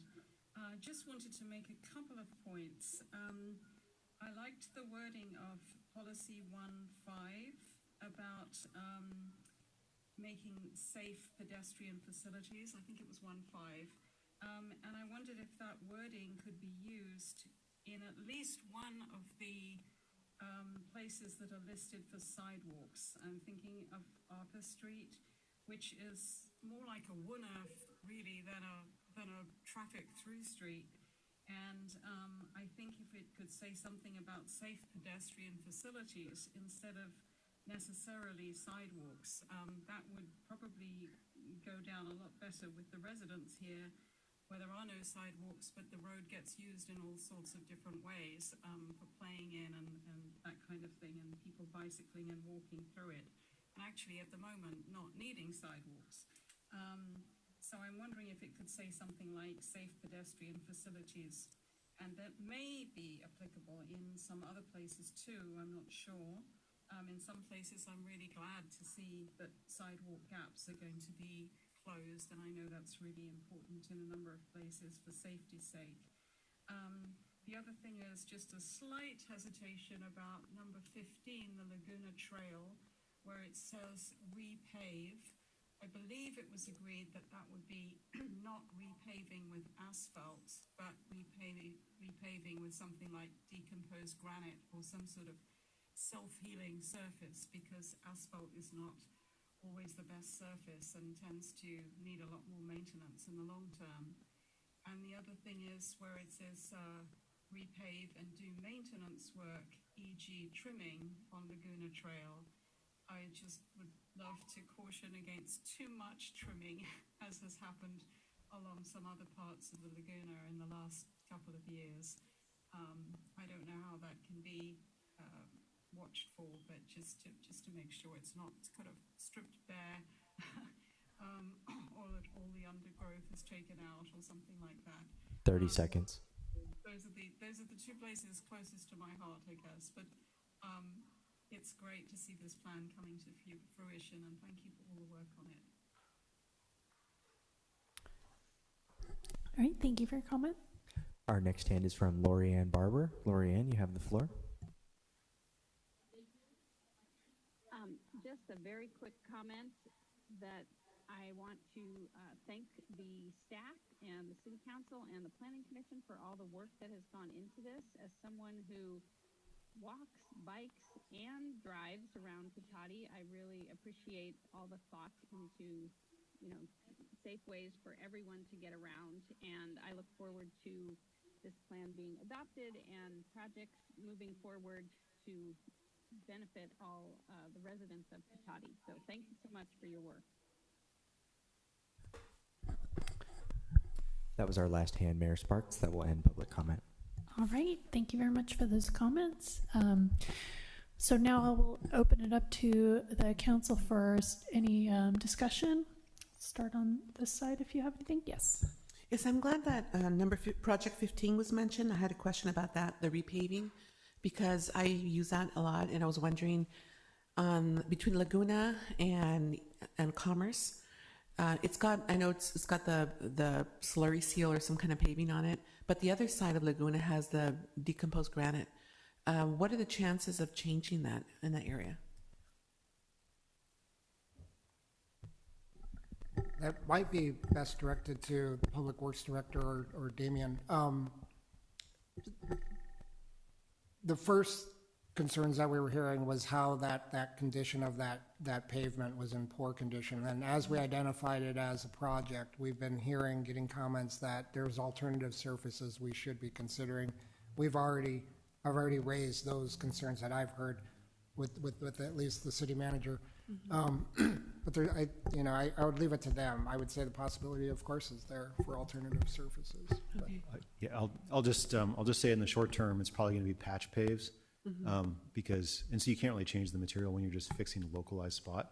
But when we have a project that we actually have enough money to redo it, then I think we'd be looking at other surfaces besides asphalt. Okay. So I think it's even healthier for walkers, I think, to have the decomposed granite. It's healthier on the body, I think, versus on pavement. Yeah.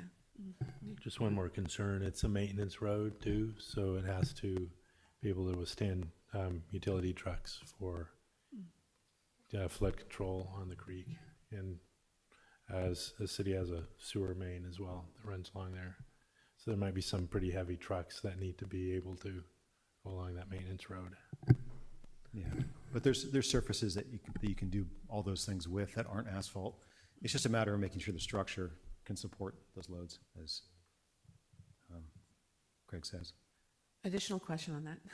If it's also utility road, then is it possible to put more garbage cans along that road?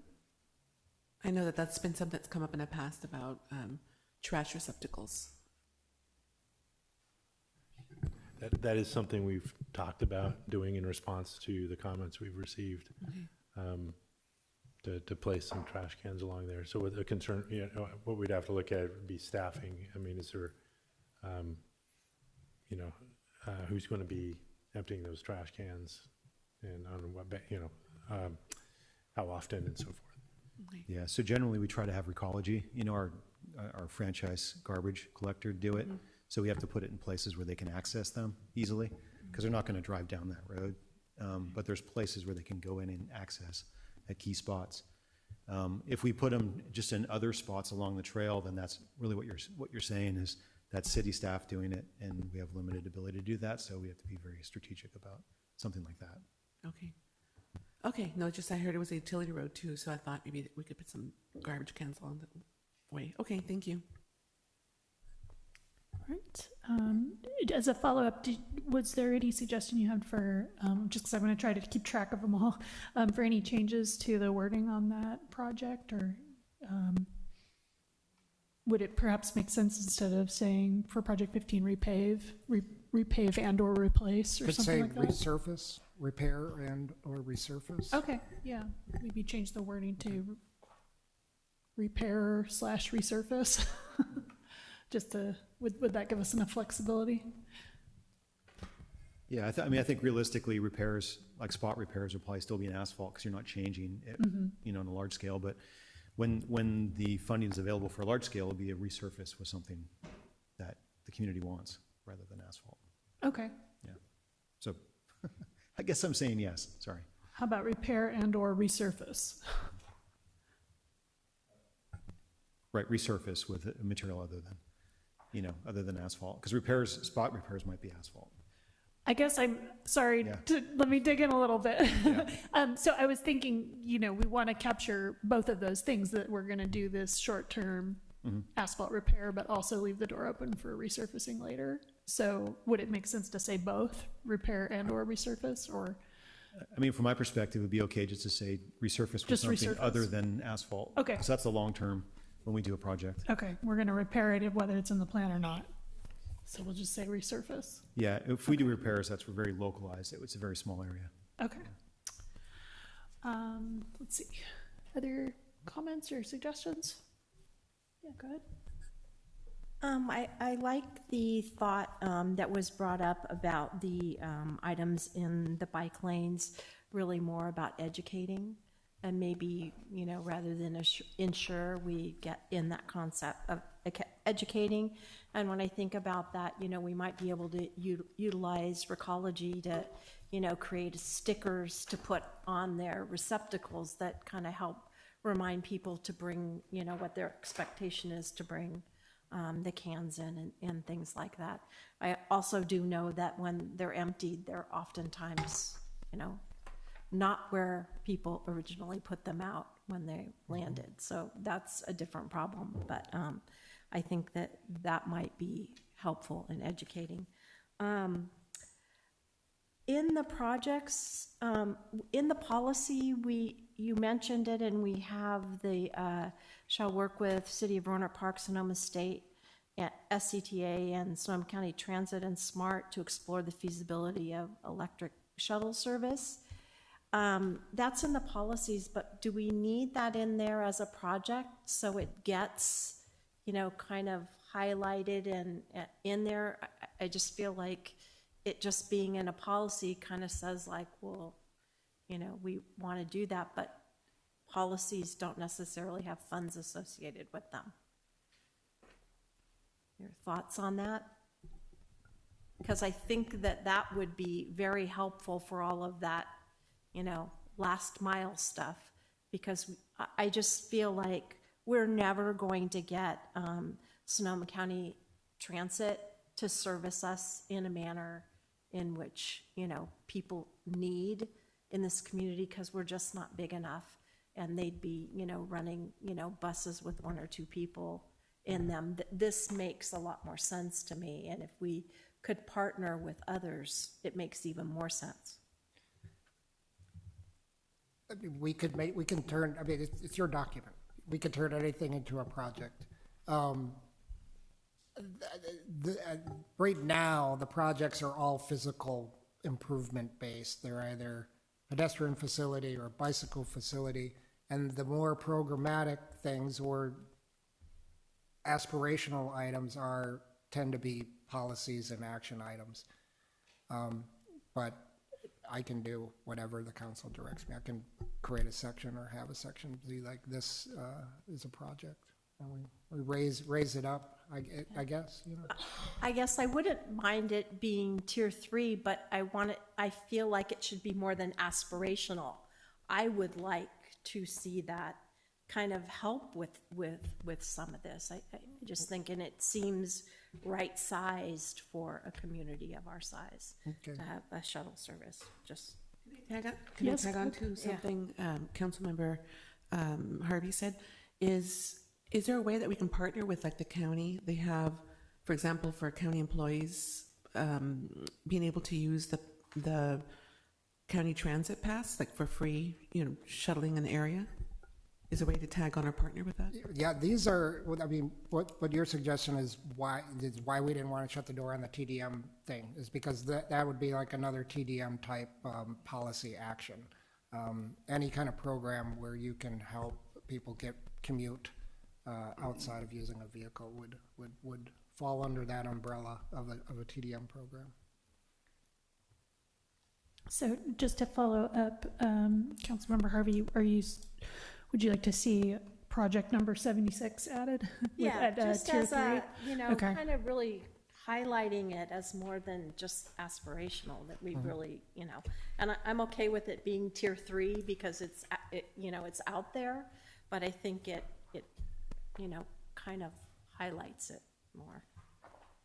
And we can tag on the end of the project list things that have no defined location. Yeah. At the bottom. Citywide. Citywide, Yeah. there you go. Yes. Yes. So I'm still stuck on Thomas Page and the kids getting to school.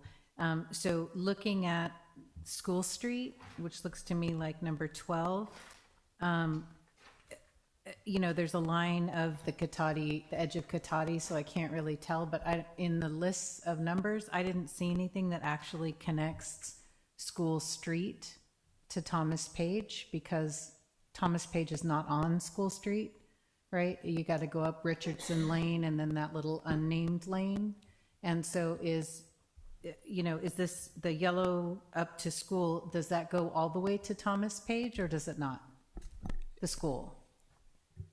Right now, it goes to where that existing, or that pathway along School Street, and I guess it's Richardson Lane at that point.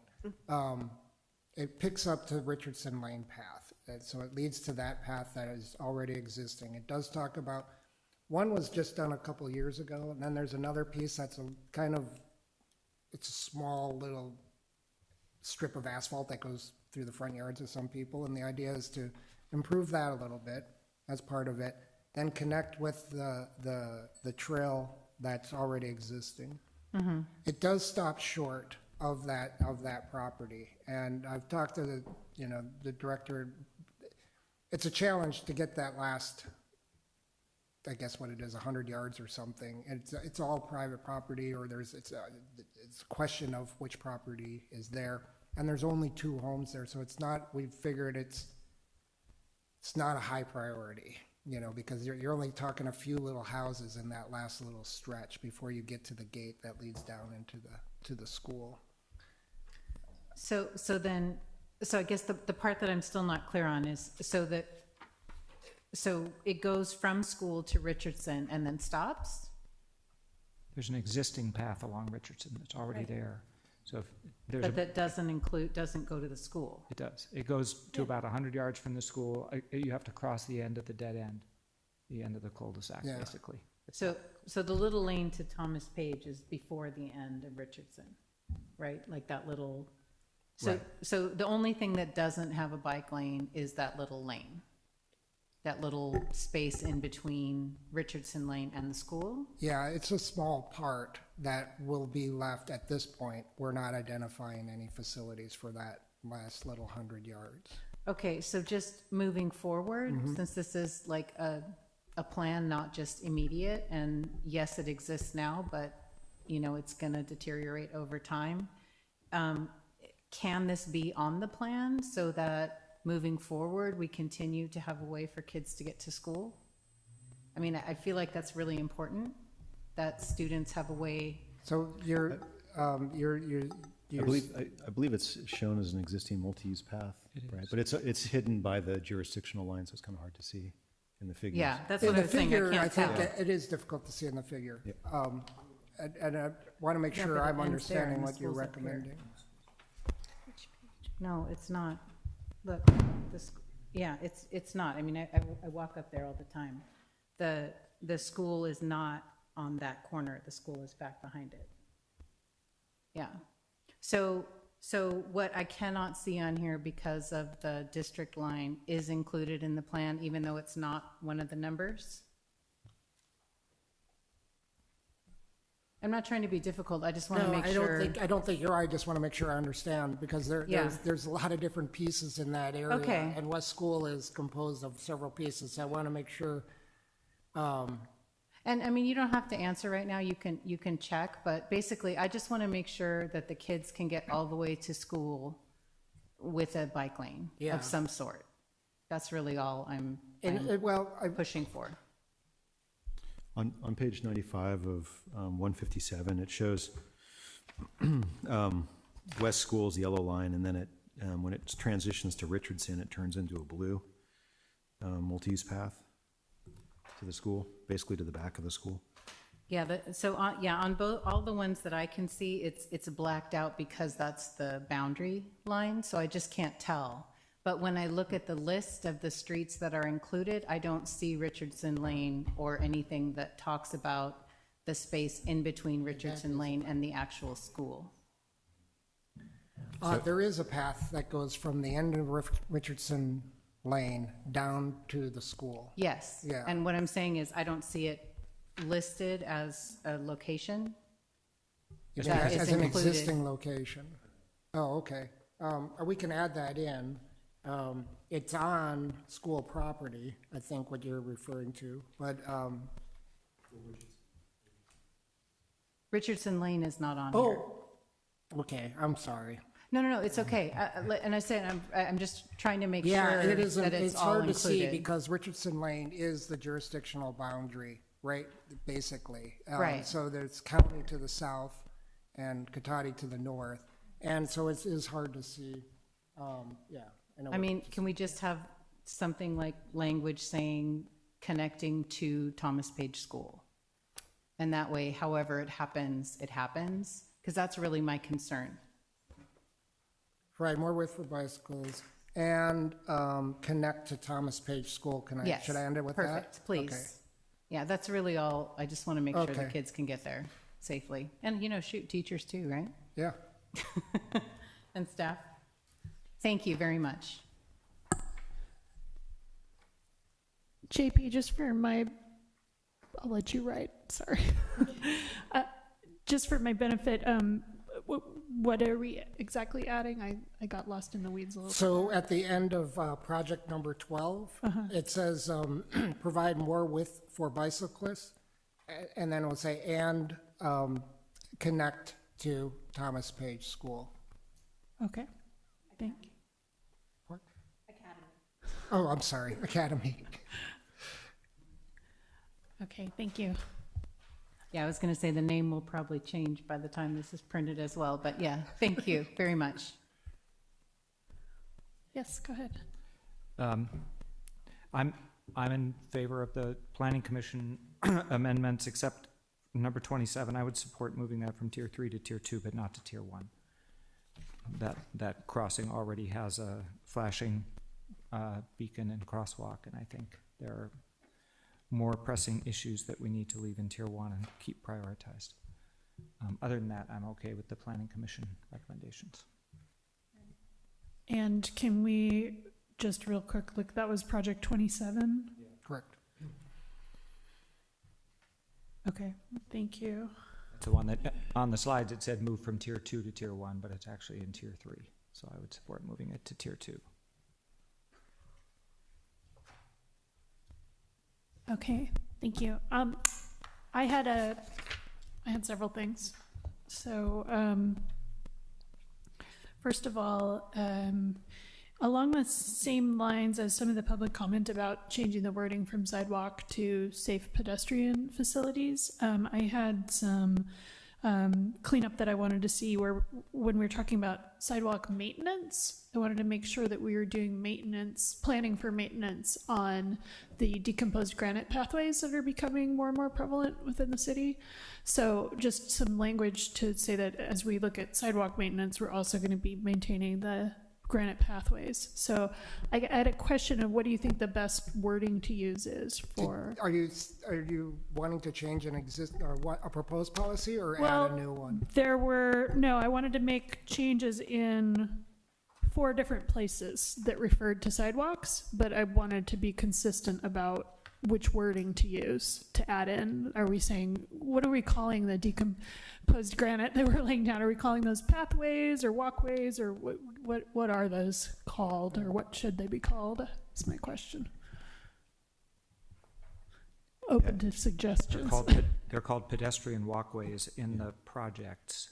Pedestrian walkways. Like disconnected from the street, basically, like a pedestrian walkway. Okay, so, Or sorry, go pathways, ahead. Yeah, they're multi-use pathways, so you could ride a bike or walk on them. No, this is like Arthur, instead of a sidewalk, put a pedestrian walkway. This is not the class 1 pass or anything. Right, but I'm misunderstanding, I apologize. I thought she wanted to, Mayor, you wanted to see something about maintenance of the DG pathways, correct? Yes. Like the Laguna Trail, for example. That goes between East Cotati and the Lydia Park. Yes, and also the pathway on the west side of 101, and also the pathway along Myrtle Avenue, all the decomposed and up and out here. Oh, basically yeah, all that's a different material. I'm sorry. Yeah, okay. Yeah. Yeah, we'll just have, maybe we should have a policy that's just a general maintenance policy, and that you maintain the various surfaces. What you see, that we're really talking about multiple surfaces. What's out here is, I would not call it DG. A good example of DG is like if you go to Pocket Park and go down to the path there that goes alongside the Laguna, that's a DG pathway, which is kind of like almost like a sand material, but it's not compressed and formed like concrete or pavement like what you see across at the park across the street. I don't want to get too technical, but I want to make sure I get what you're asking, which is basically you want a maintenance clause. I would like to see maintenance, I guess, on all of the various surfaces, but the one I was most concerned about, and maybe I'm misstating where exactly they are, but the DG that we've laid down recently is already starting to show some wear. So I'd like to see that included in the walkway maintenance. I don't know what the right way to call it is. Yeah. So add an action item that includes maintenance of all of our existing pathways. So, JP, in policy 2-1 on page 101, it talks about develop and operationalize a sidewalk repair program to ensure city maintains or enforces maintenance of all sidewalks. And I think what you're saying, sidewalks and other pathways or whatever word you want to use. Okay, I think that's what you're. We can Okay. amend policy too. Yes, so that was one of the 4 spots that you found it. So policy 2.1, instead of sidewalk repair program, can we call that pathway repair program, or sidewalk and pathway repair program? Yeah. I have a concern about that. Walkways. The California Vehicle Code puts the burden of sidewalk maintenance on the adjacent property owner. So we would have to be careful how we put it so that the city's not taking over that maintenance responsibility. Hey, do you have a concern with the existing language that's already in the plan? In case you don't have it in front of you, it does refer to enforcing maintenance of the sidewalk, which we do. It's an action that we already do. So if someone has a sidewalk in disrepair, Public Works will contact them and require that they correct it. So it's in there. What his concern is. Okay. Yeah. Okay. So would it be okay? Would it be okay with the staff to change? I can. Why don't I?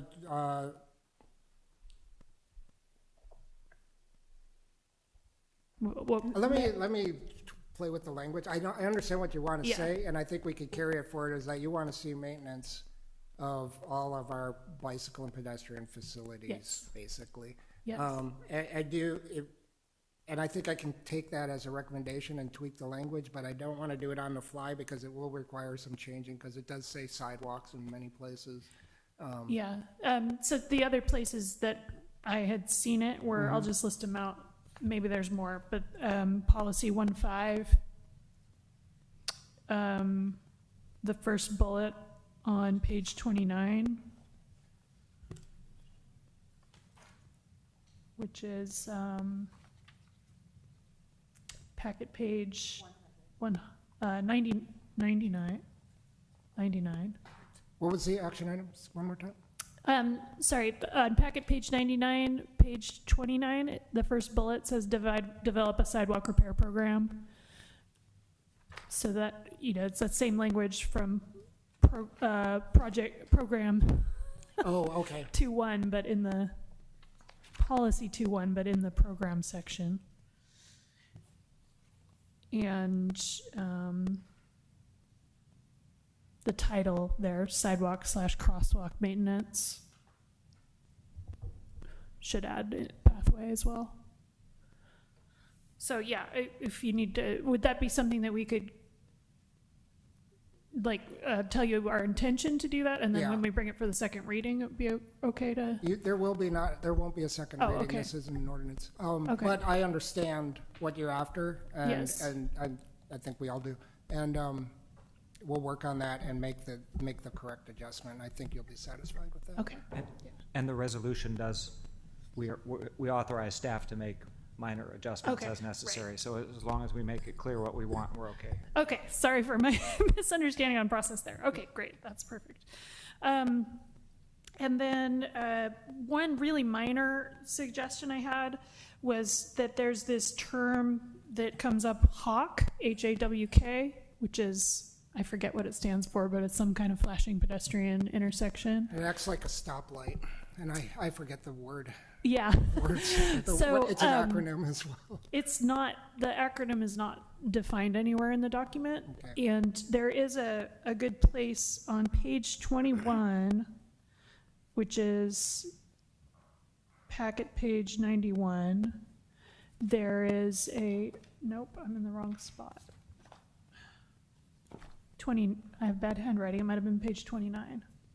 Sorry about that.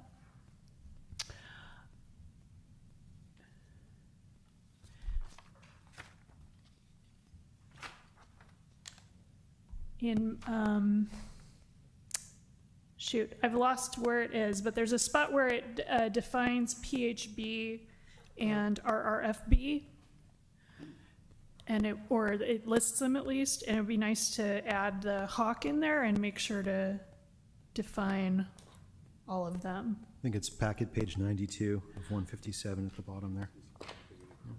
Thank you so much. I'm sorry about that. Oh, that's from Wikipedia. Yeah.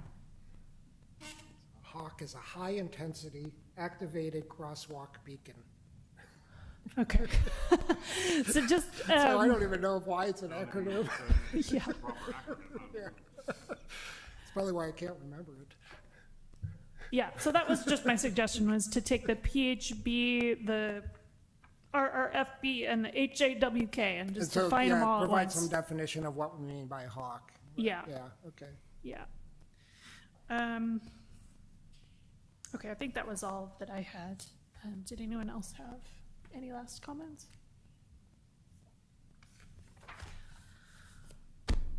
I was okay with all the planning commission recommendations, and I'm fine with bumping that to tier 2 for project 27. Okay, so, yeah. Mayor, if I may, would you like me to read what I've written down, and you, and if I've missed anything, you can let me know? I would like that very much. Thank you. And it's a little cryptic, so I will do my best to recite it, knowing that I can go back and also see everything. Project number 12 will be amended to add the words to the effect of "and connect to Thomas Page Academy." A shuttle service, the program for a shuttle service will be, I'm going to leave it as a program, but we're also going to boost it up to a project. It will be, looks like number 76, and it's fine if it's at tier 3. Rather than using, for the project number 15, we're going to use repair and resurface language. Yeah, we'll come up with it, but I think it's addressing that issue with number 15. Regarding the policy for the bike lanes being kept, rather than using the word ensure, we will use something along the lines of encourage and educate Cotati citizens to ... Number 27 was moved to tier 2. Has to do with the light at Charles and Arthur. Instead of sidewalks in action items 2.1, 1.5, and other areas, it will be, we're going to tweak the language to talk about maintenance of bike and pedestrian facilities without harping on the word sidewalk, is kind of what I was hearing there, and to make sure that there's a policy for maintenance. Define hawk where we use that term. One was to add a bike fix-it clinic to the policies. I'll see where that fits, but I kind of have an idea where it will go. But to include that with the different policies. And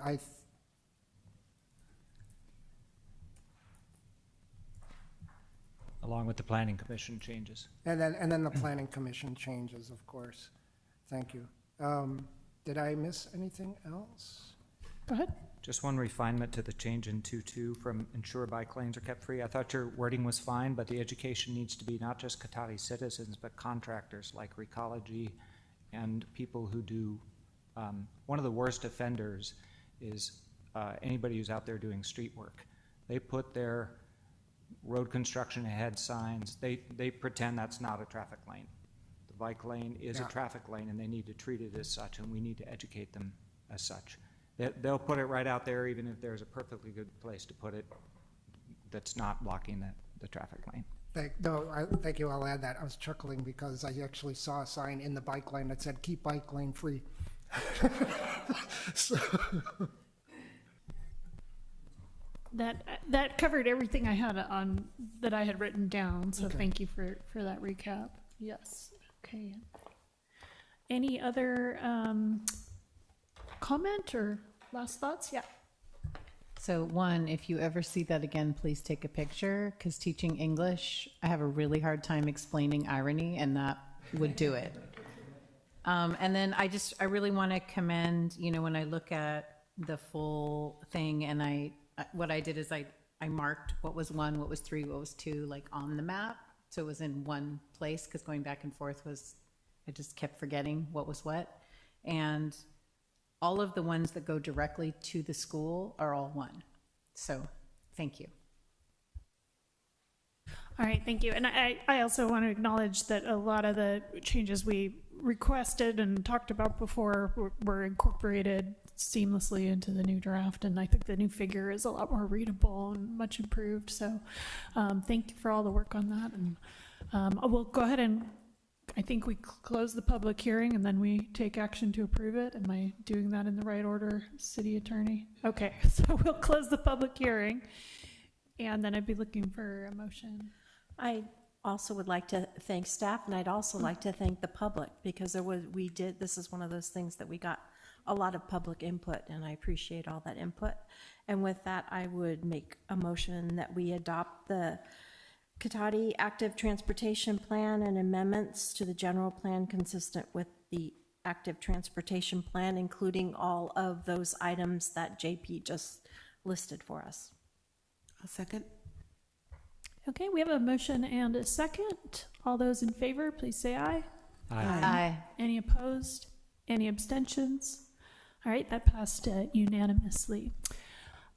We are going to come right back for the noise ordinance review next, but I would like to take a 10-minute break before we go to our regular agenda. Right. We'll reconvene in 10 minutes.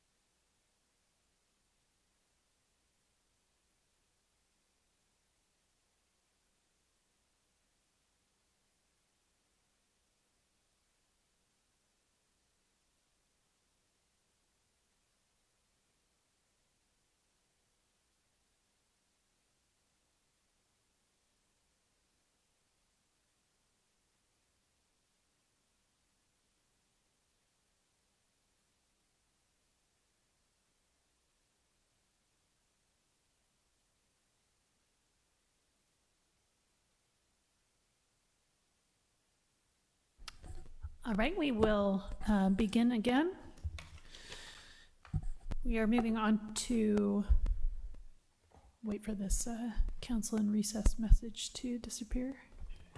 Okay. We are moving on to item 14B, which we've moved into first place, which is the noise ordinance review. All right, I'll turn it over to you. Yeah, thank you, Mayor, members of the council. So this item came up during the year with the concern about noise, specifically the noise generated by leaf blowers. And so that's why it's before you tonight. And currently the city's noise ordinance does not specifically prohibit leaf blowers, but generally prohibits loud and unusual noises based on the noise standards found in chapter 17.30.050 in the Muni Code. And these significance criteria that are in that code section are supported by noise analysis that are completed as part of the general plan. So they're not just random noise thresholds, they're based on a noise analysis from the general plan. Or they should be, I should say.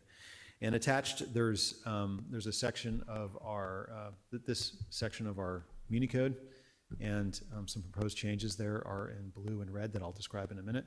And then also attached are code, the applicable code sections for the city of Santa Rosa and also the city of Sonoma. So leaf blowers are transitory, and being that they're transitory, they're difficult to regulate based on noise. And also, presumably, these kind of noise nuisance issues would come up outside normal working hours, which adds another complication to regulating something like this. So we did review other ordinances for some other towns here in Sonoma County that do have restrictions on leaf blowers. So Santa Rosa and Sonoma, which, as I mentioned, are attached. And one of the things I will say that was a primary concern is just how would you actually enforce this kind of regulation if you were to do something like this. So staff with City of Sonoma, they famously have a leaf blower ban out there, and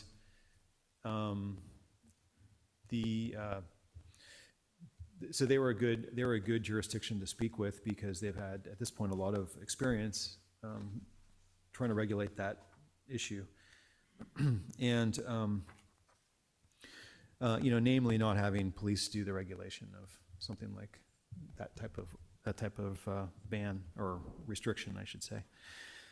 So how they do it in the city of Sonoma, which if the council were to move forward with something like this, is what I would recommend, is that it's basically solely based on complaints, and or almost exclusively based on complaints. So a complainant would take a picture of the person using the leaf blower, take a picture of the landscape contractor's information from the side of a work truck, and then note the location and time that the event happened.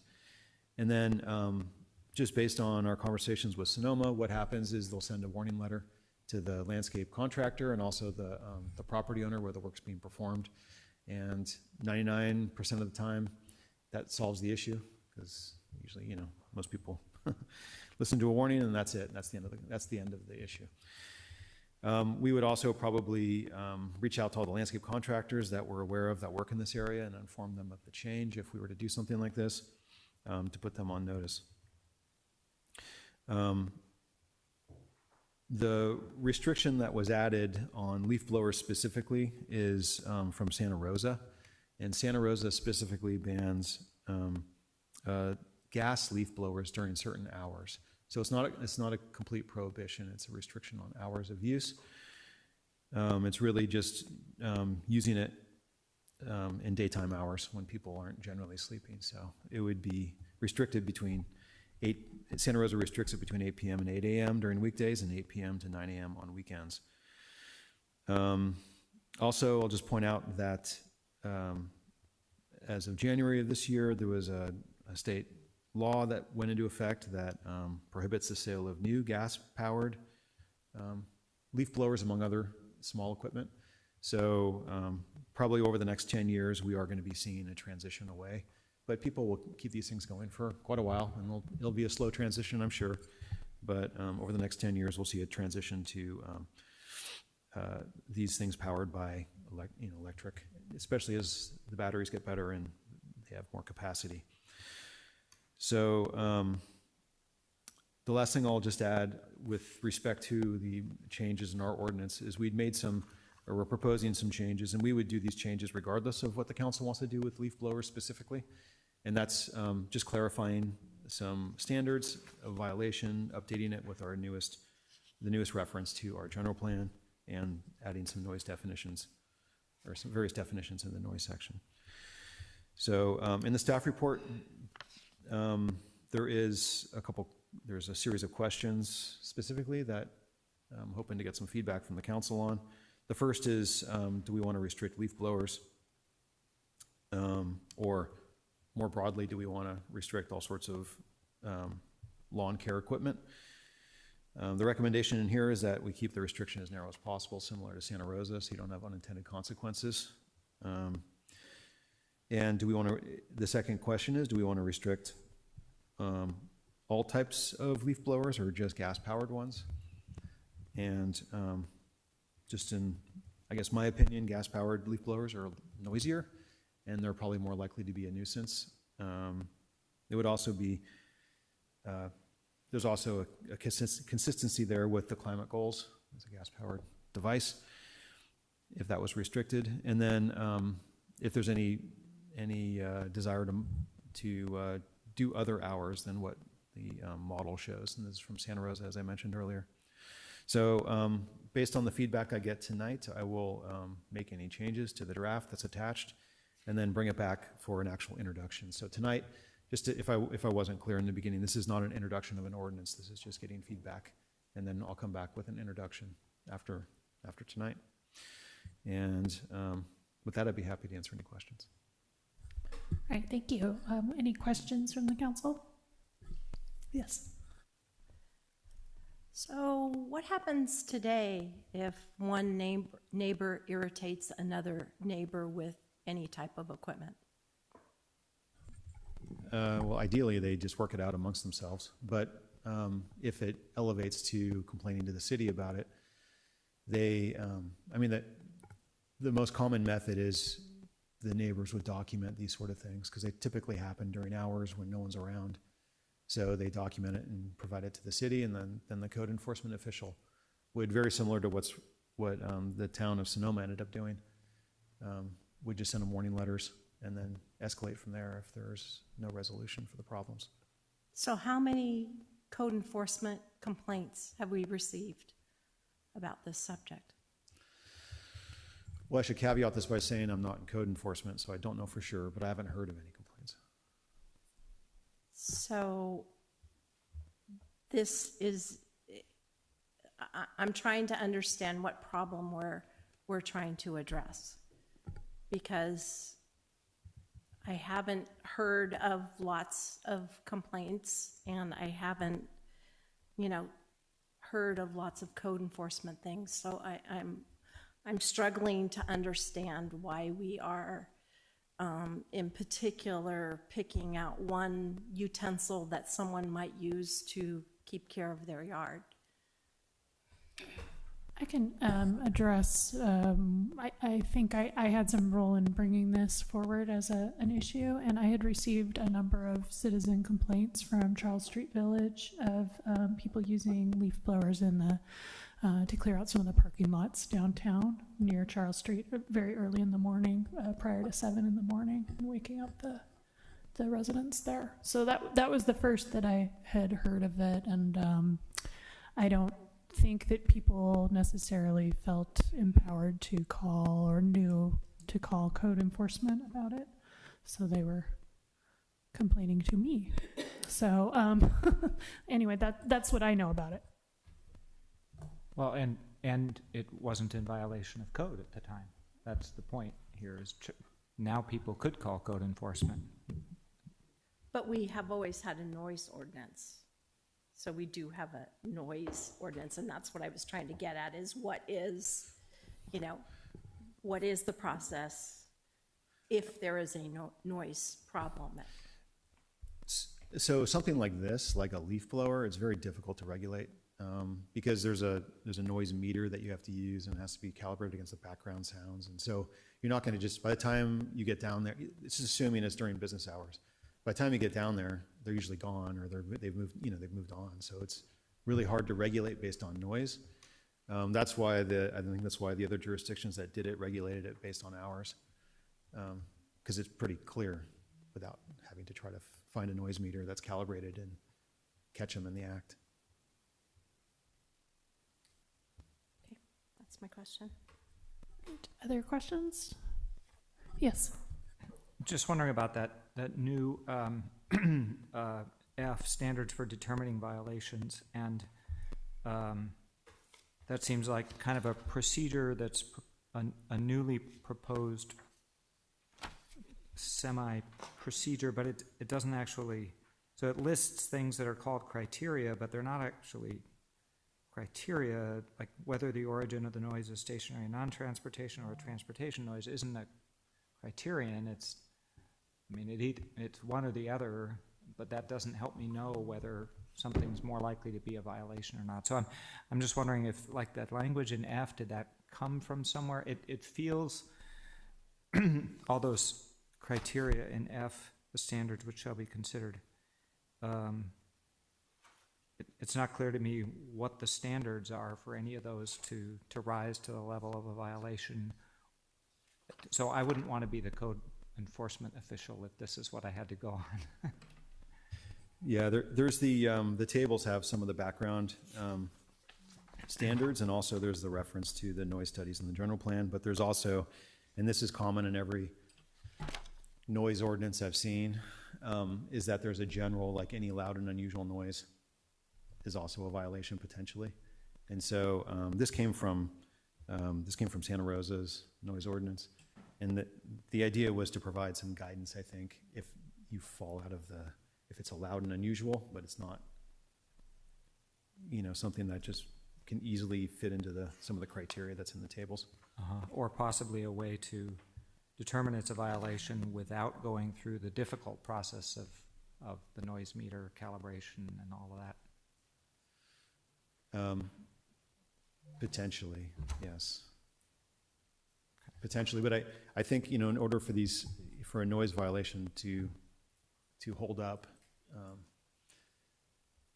you would have to have pretty clear documentation that it's something truly unusual and not, if you're varying from the tables and you're just using a general standard, then it'd have to be pretty cut and dry, okay, to a reasonable person that it's a violation.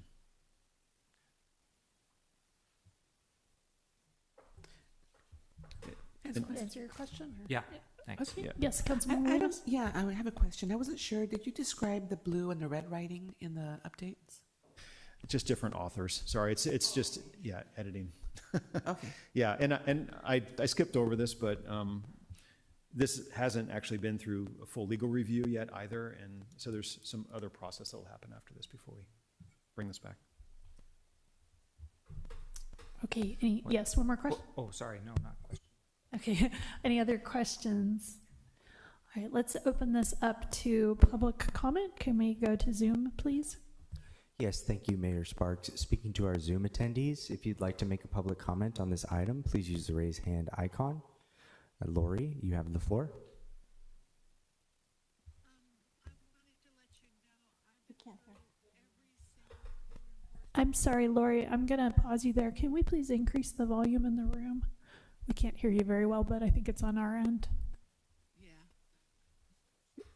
And we have the volume turned up, Ms. Alderman. You have the floor.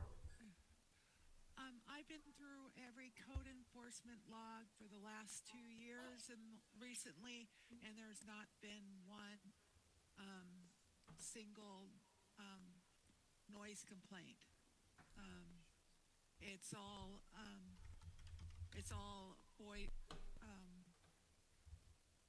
driveways or things like that, just so you know. And also, you just did active transportation one. I just wanted to let you know, we're on West School. There are 3 boys seventh graders are the only ones that go to school on on West School up Richardson. 3 boys. So I wanted to make sure you guys knew that too. Thank you. Bye. All right, thank you for your comment. Do we have any other Zoom comments? That was the last hand, Mayor Sparks. All right, thank you. So I will go ahead and open it up to discussion on the council. I think City Manager Obid was looking for direction about several specific things. So maybe we can go one by one. Can you reiterate to us which, what I think there were 4 things you wanted direction on?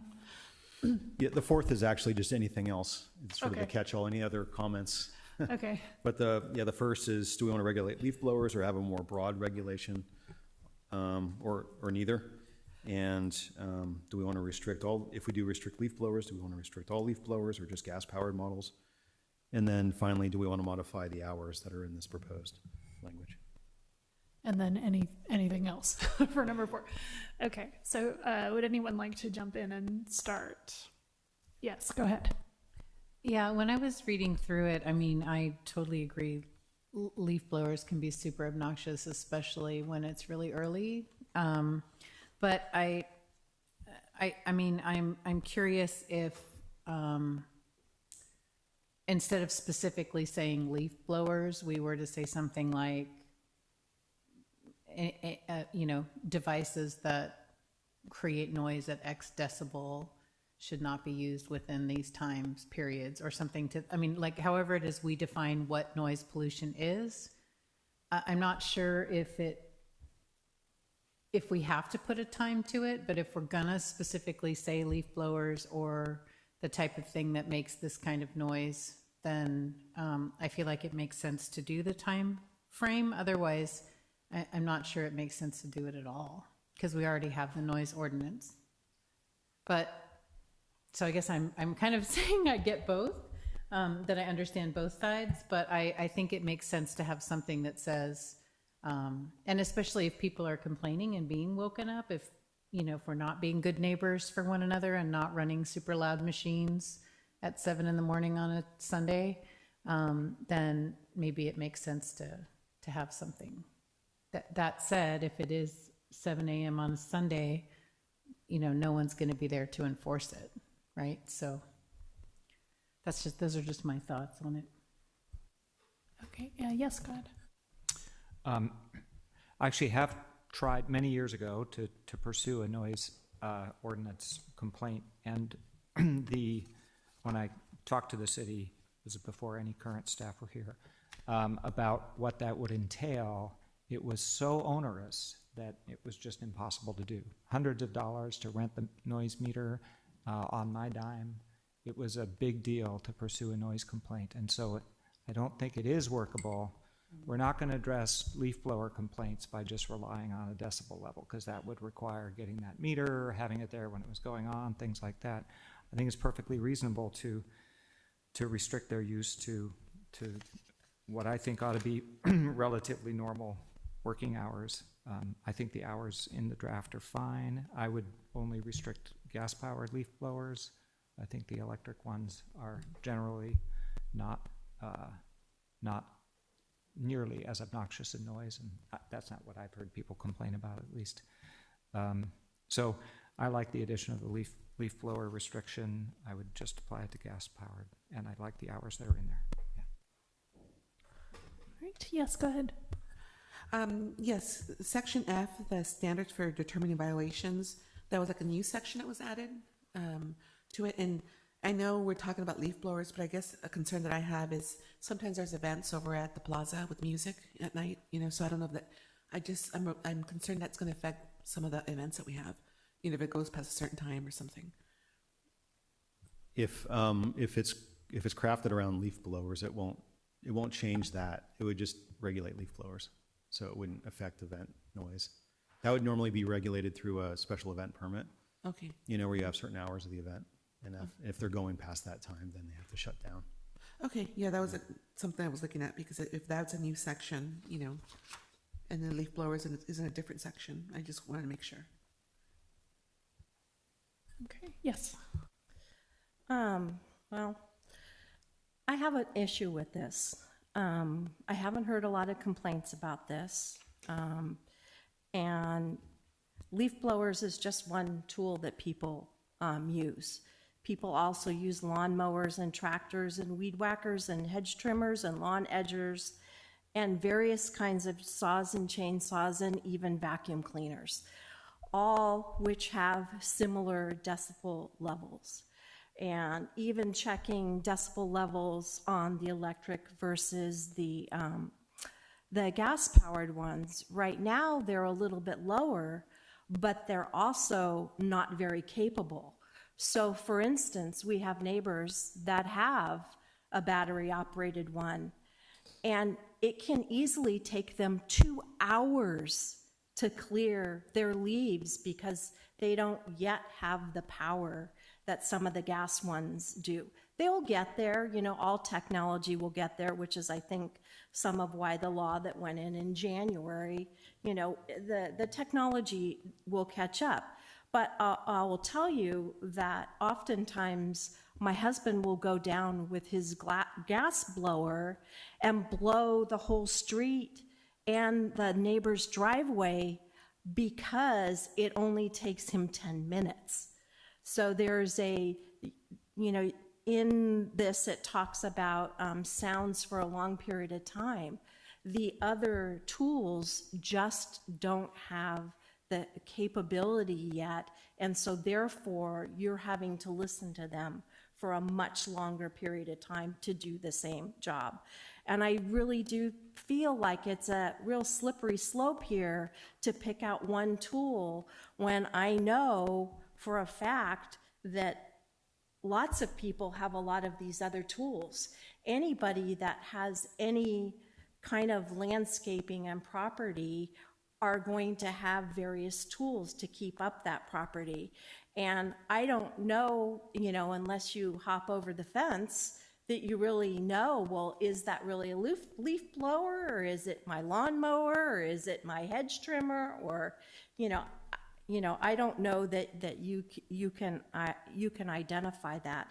The complaints that you said you heard, 7 a.m. in the morning, it is unreasonable, but it seems like what you were speaking of was in a parking lot, which sounds like it's probably being done by a service. And maybe what we could do, rather than, you know, restrict homeowners that need to get their things done, is do similar to what's suggested in some of the remedies that Sonoma did, and put a notice out to the landscapers that do work within our community that say that we would prefer to have this work done between this hour and this hour. I'd be much more amenable to going after that, since that's most of this. And the other problem that I have with, you know, just going after gas versus electric, if we start pushing some of these small business owners, most of them, as we know, are people that we're trying to give more business to. People of color are most of the landscaping companies. You're going to be pushing some of them out of business and or pushing them into investing in tools. And if you think about it, a battery operated leaf blower, the batteries only last about 30 minutes. And if I have work to do, and I'm a landscaper and I have lots of jobs and I have 8 hours, maybe 10 hours worth of jobs, the number of batteries that I would have to bring with me it is really cost prohibitive, because those batteries are $200 to $300 a piece. And you might say, oh, well, they can charge them while they're working. Well, probably the only methods for them to charge them while they're working would be to bring a portable gas generator that they could plug the charging units in so that they could swap out batteries. So I have concerns, you know, about what we're doing to some of these small business owners, because again, the technology is not there. Some There's some batteries that are getting better. You know, there's some batteries that claim to be able to go for an hour, but you're talking extremely expensive batteries in addition to the new tools. So I just feel like, you know, once you start with leaf blowers, we're going to be headed down a path that every single tool that people use, we're going to have to list in here. And the other aspect of the reporting, it seemed like we're pitting neighbor against neighbor. Well, they need to take pictures of the truck, and they need to take pictures of, you know, the tool, and they need to, you know, I don't know how they're going to state what time it is, I guess, unless they take a picture of their watch, you know, with all of that. But it doesn't feel right to me. Okay, thank you for that comment. I would speak to a few of the issues that were raised as far as the sound of a leaf blower compared to other sounds. I'm pretty confident I can identify the sound of a leaf blower. It does have a more cutting, annoying sound than many other lawn equipment, the type machines. And as far as the pushing small businesses onto electric leaf blowers and the issues involved with that, I'm trying to understand the many hours that were mentioned, because we're really only limiting it before 8 a.m. and after 8 p.m. My understanding is most of the working hours would not be outside of those times, so they'd still be able to use the gas-powered leaf blowers throughout the day. That concern didn't resonate with me that much, because I do not really see this as a slippery slope. I personally don't have any desire to regulate other machines one by one. It's really just the leaf blowers that I'm interested in. So I don't know if that addresses any of your concerns. You know, not really, because once you start with one tool, you are going to say, well, what about this, and what about that, and what about that, which is, again, you know, it opens that door.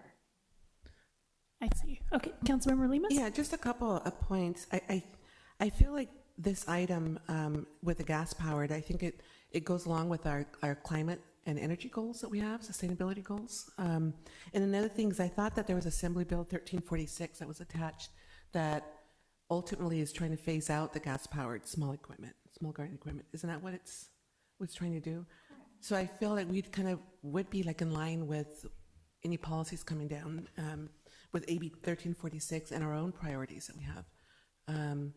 And I don't know, maybe there might even be, I know, for example, Sonoma Clean Power is trying to help like farmers, you know, farming, agriculture, to transition over to EV and other type of equipment. So I'm just wondering if there might be assistance out there in the future for companies that may want to transition over to electrification. So anyway, that's just kind of my thoughts on that.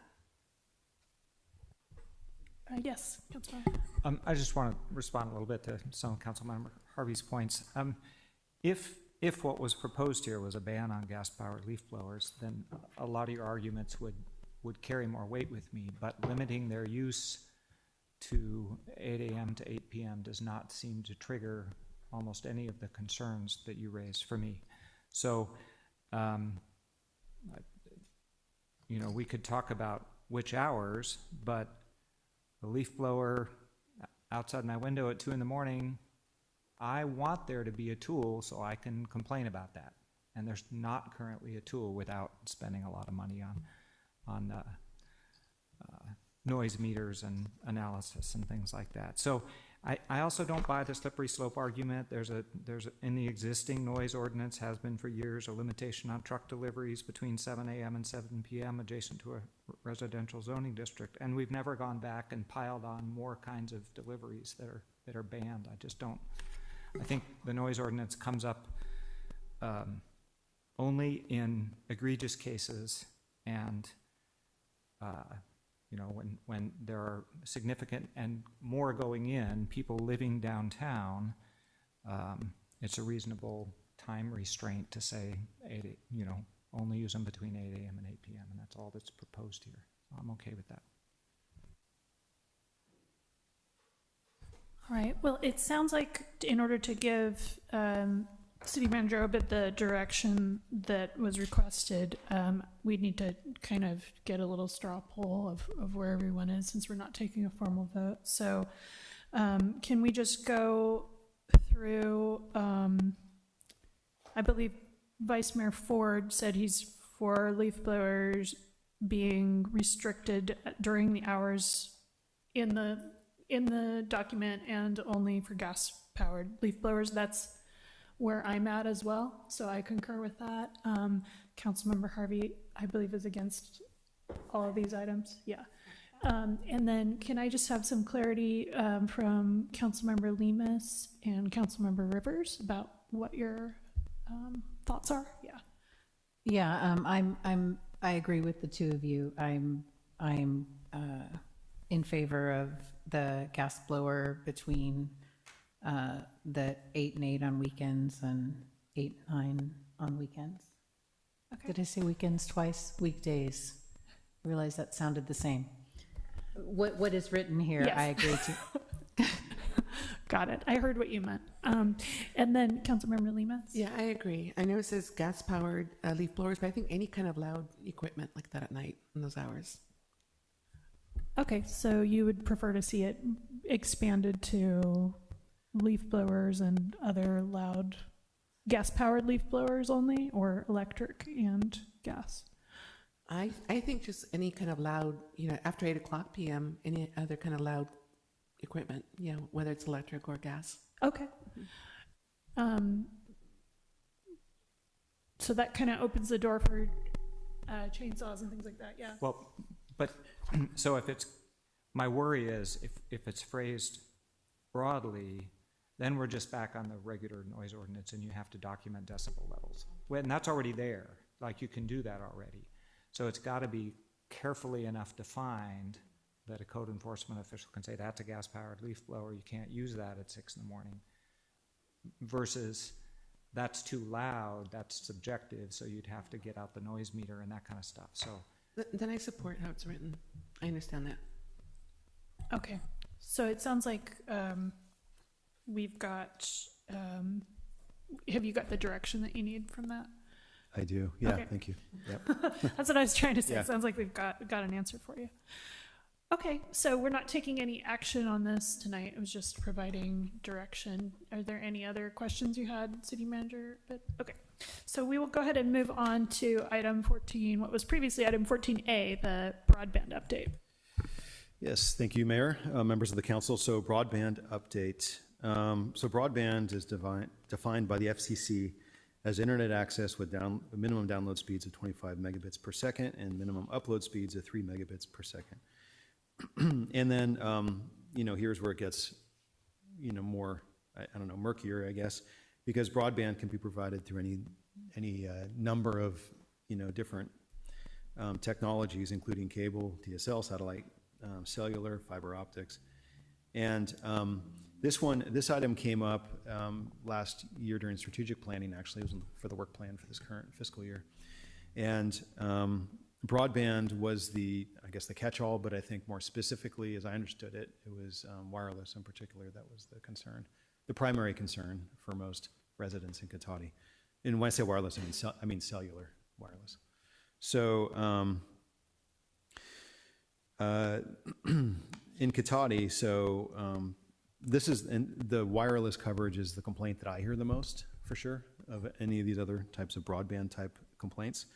And this is, I think, simply due to the fact that there's not enough antennas and facilities within the city or around the facility to serve people's needs.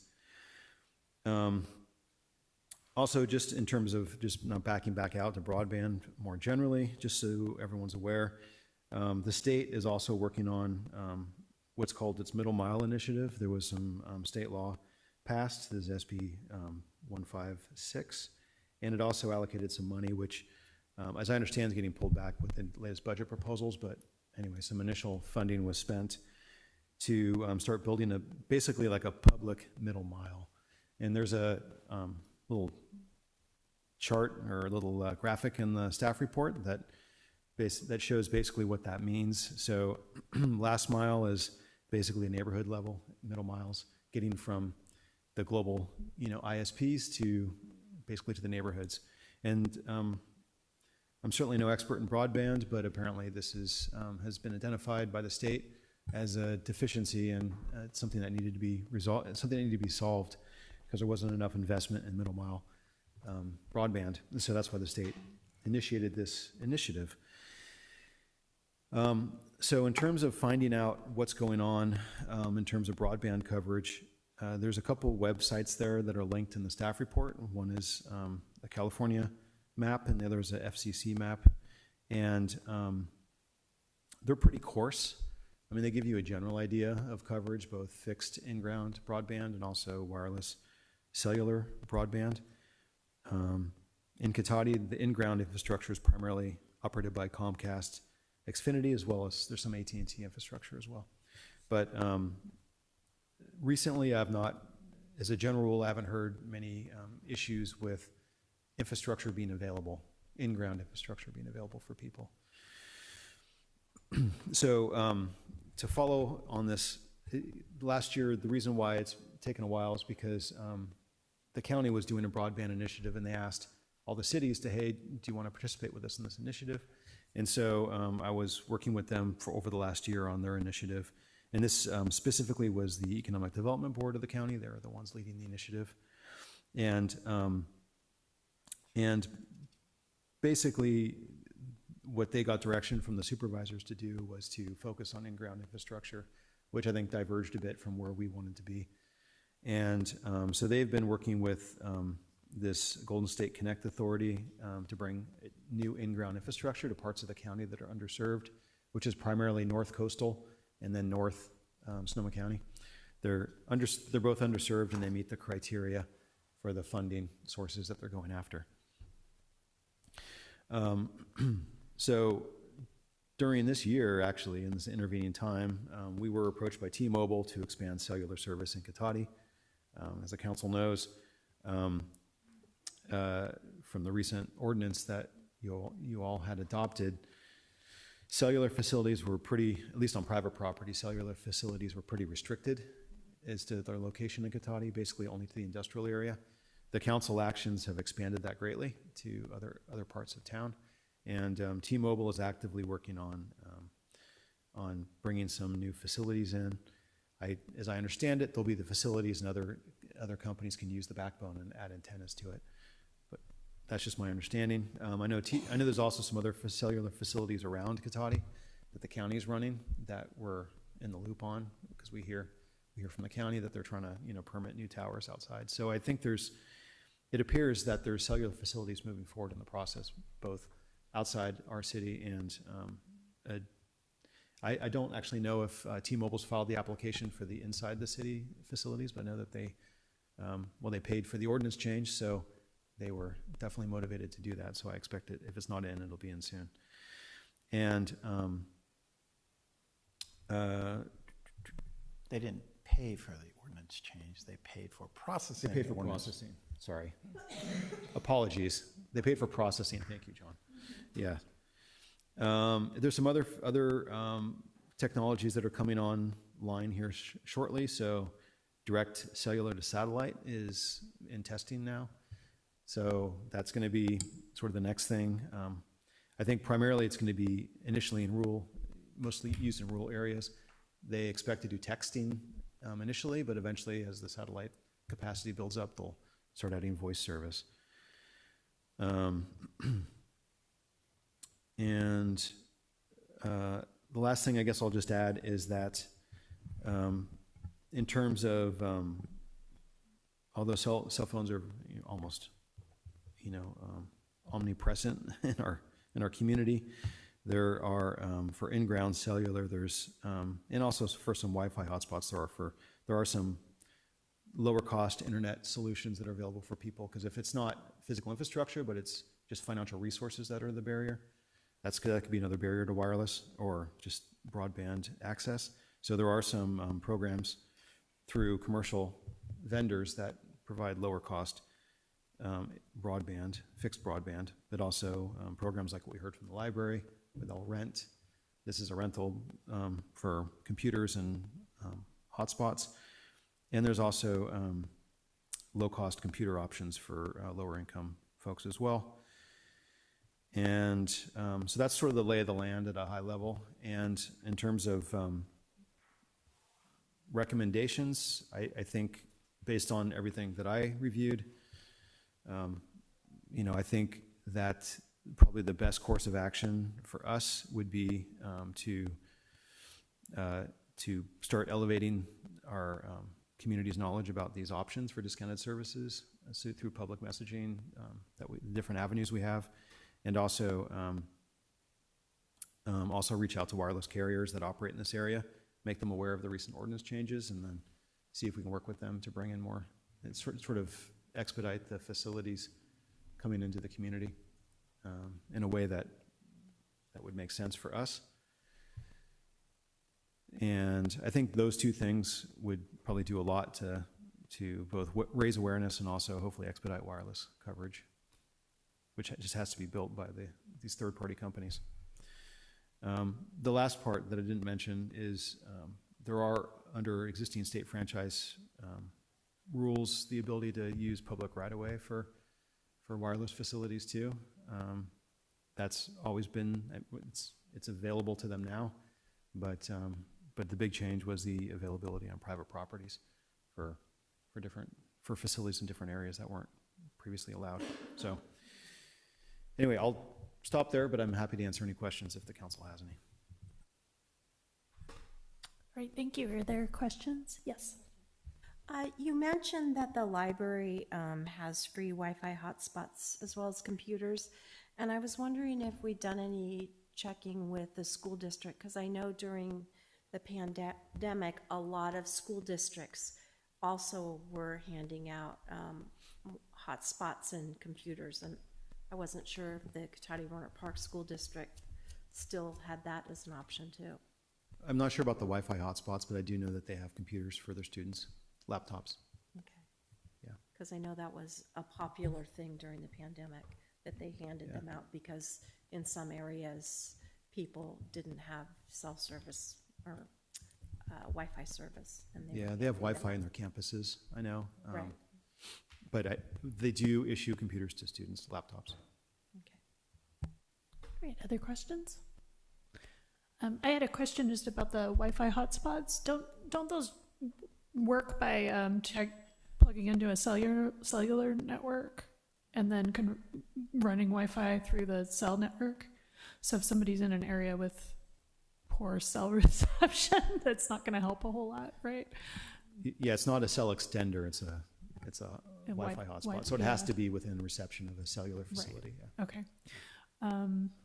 Okay, any other questions before we go to public comment? All right, can we open it up to Zoom, please? Thank you, Mayor Sparks. Speaking to our Zoom attendees, please use the raise hand icon to make a public comment on this item.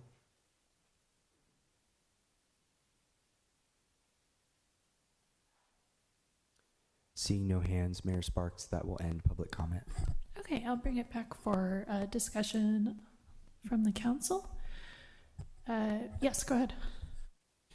Well, I find this really helpful. Thank you for getting these maps together. I might have to change my carrier. But this makes me feel like I'm better prepared to talk to people because I hear a lot of complaints about poor cell coverage in Cotati and what's the city doing about it. So this is helpful, and knowing that some of the carriers are moving forward with plans to improve service in the city, I feel like I don't need anything more in this realm. Okay, well, thank you. Yes, this was really helpful. I spent a lot of time going through the FCC map that you linked to us, looking at all the different layers. It was really fascinating. I really appreciated the two suggestions, and if it's possible, I would like to elevate that suggestion number 2 about reaching out to all the wireless carriers that operate in the area and making them aware. I think that should be pretty high priority to see if we can get a few more towers built, just to continue to improve. And I think we had some time built into the strategic plan, work plan for follow-up items on this as just a placeholder. And I agree. I don't think I don't want to see anything more extensive done than what you've suggested. But I would like to really dig in on number 2 and maybe have staff report back in 120 days about progress with all the different carriers and just see where we're at and see if we can spur some action from the carriers. Does anybody have any objection to that course of action? Yeah, or any comments? Yes. Yeah, so the last time we spoke about this, I thought that we were talking about the city potentially providing the, like the city of Santa Clara, where wherever you are in Santa Clara, you can get on Santa Clara public Wi-Fi. And I'm not sure, I thought that's what we were talking about, and this doesn't look like that? Or is the idea that once the carriers, sorry, that's the Croatian in me with my hands. Once the carriers cover Katati completely, then we could have a public Wi-Fi that's available for everyone? Does like this step 1 and then step 2 would be Wi-Fi that people could connect to? Well, this item was intended just to be broadband only, not specifically city access broadband. We do have, this complex has free Wi-Fi. La Plaza Park does as well. But to embark on a citywide Wi-Fi would be a pretty expensive endeavor. So that would be a different thing to do something like that. All right. Any other comments or thoughts? All right. Thank you. This was really, even though we didn't spend a huge amount of time talking about it tonight, this was hugely helpful, I think, in just getting some information. So I really appreciate your work on this. Do you have yes, go ahead. Yeah, I just also wanted to ask about the mile thing.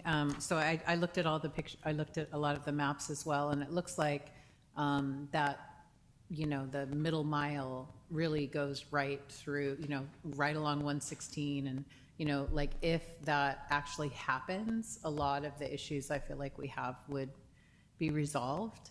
And then I heard John's comment about, the funding was for the finding out, not the actual doing something about it. So does anyone have any kind of crystal ball as to what they anticipate is going to happen with that data?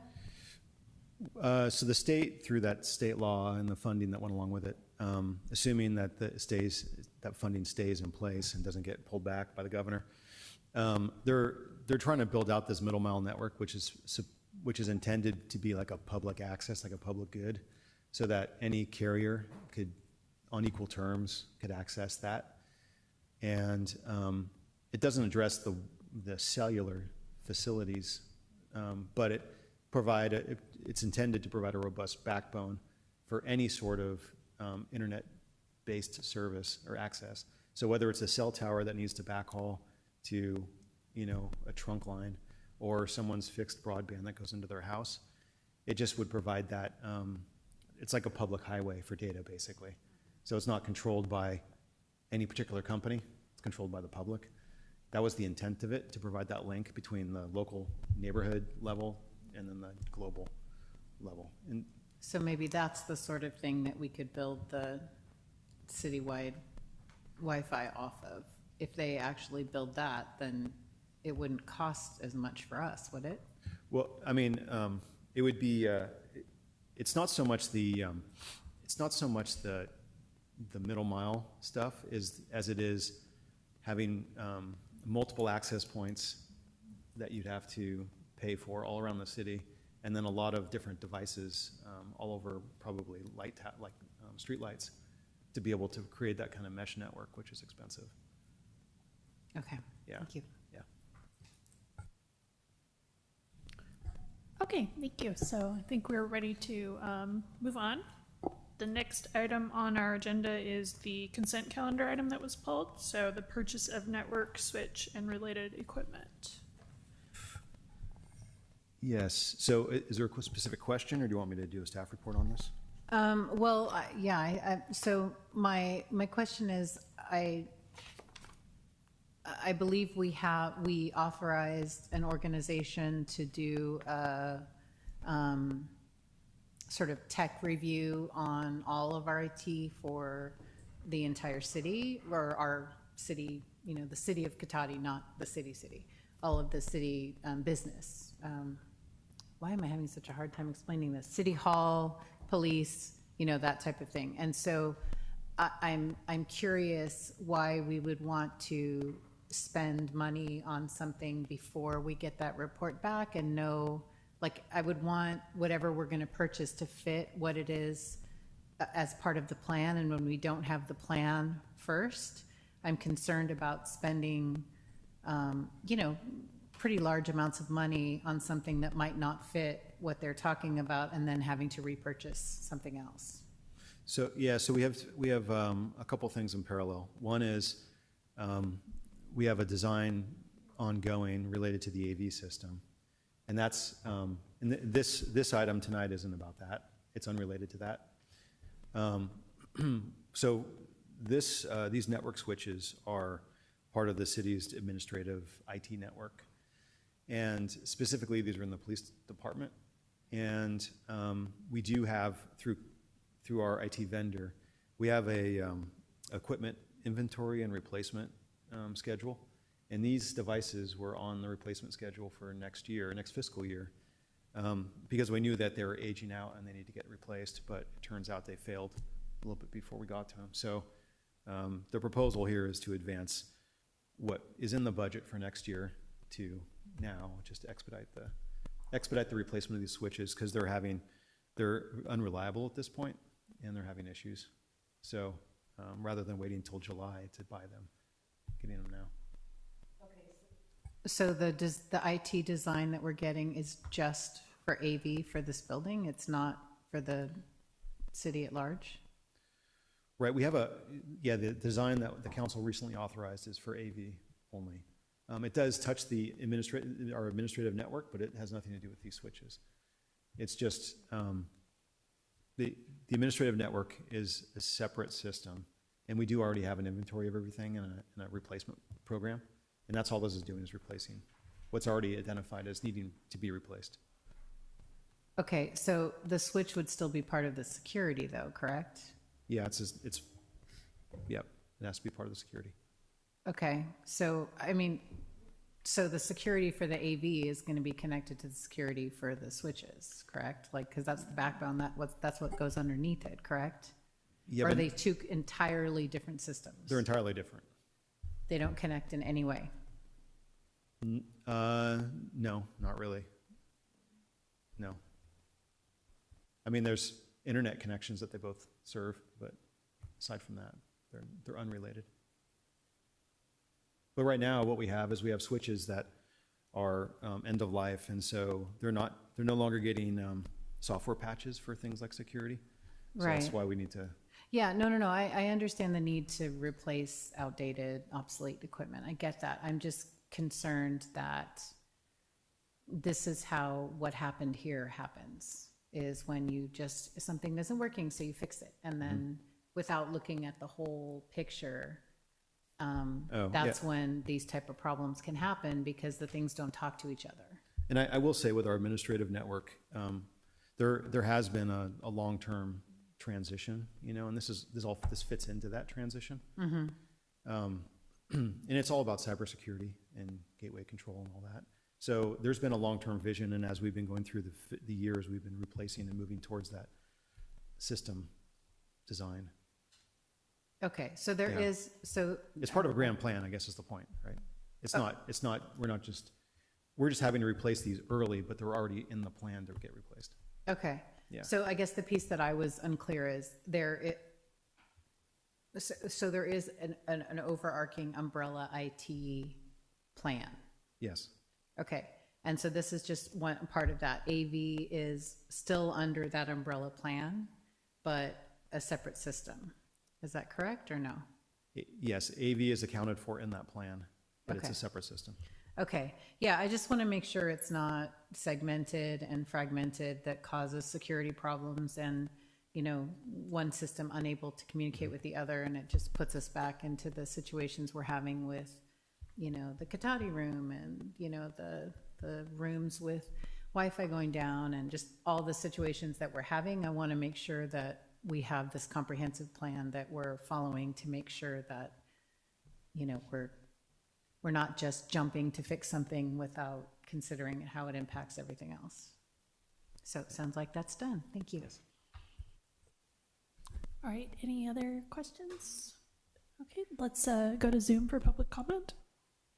Thank you, Mayor Sparks. Speaking to our Zoom attendees, please use the raise hand icon to make a public comment.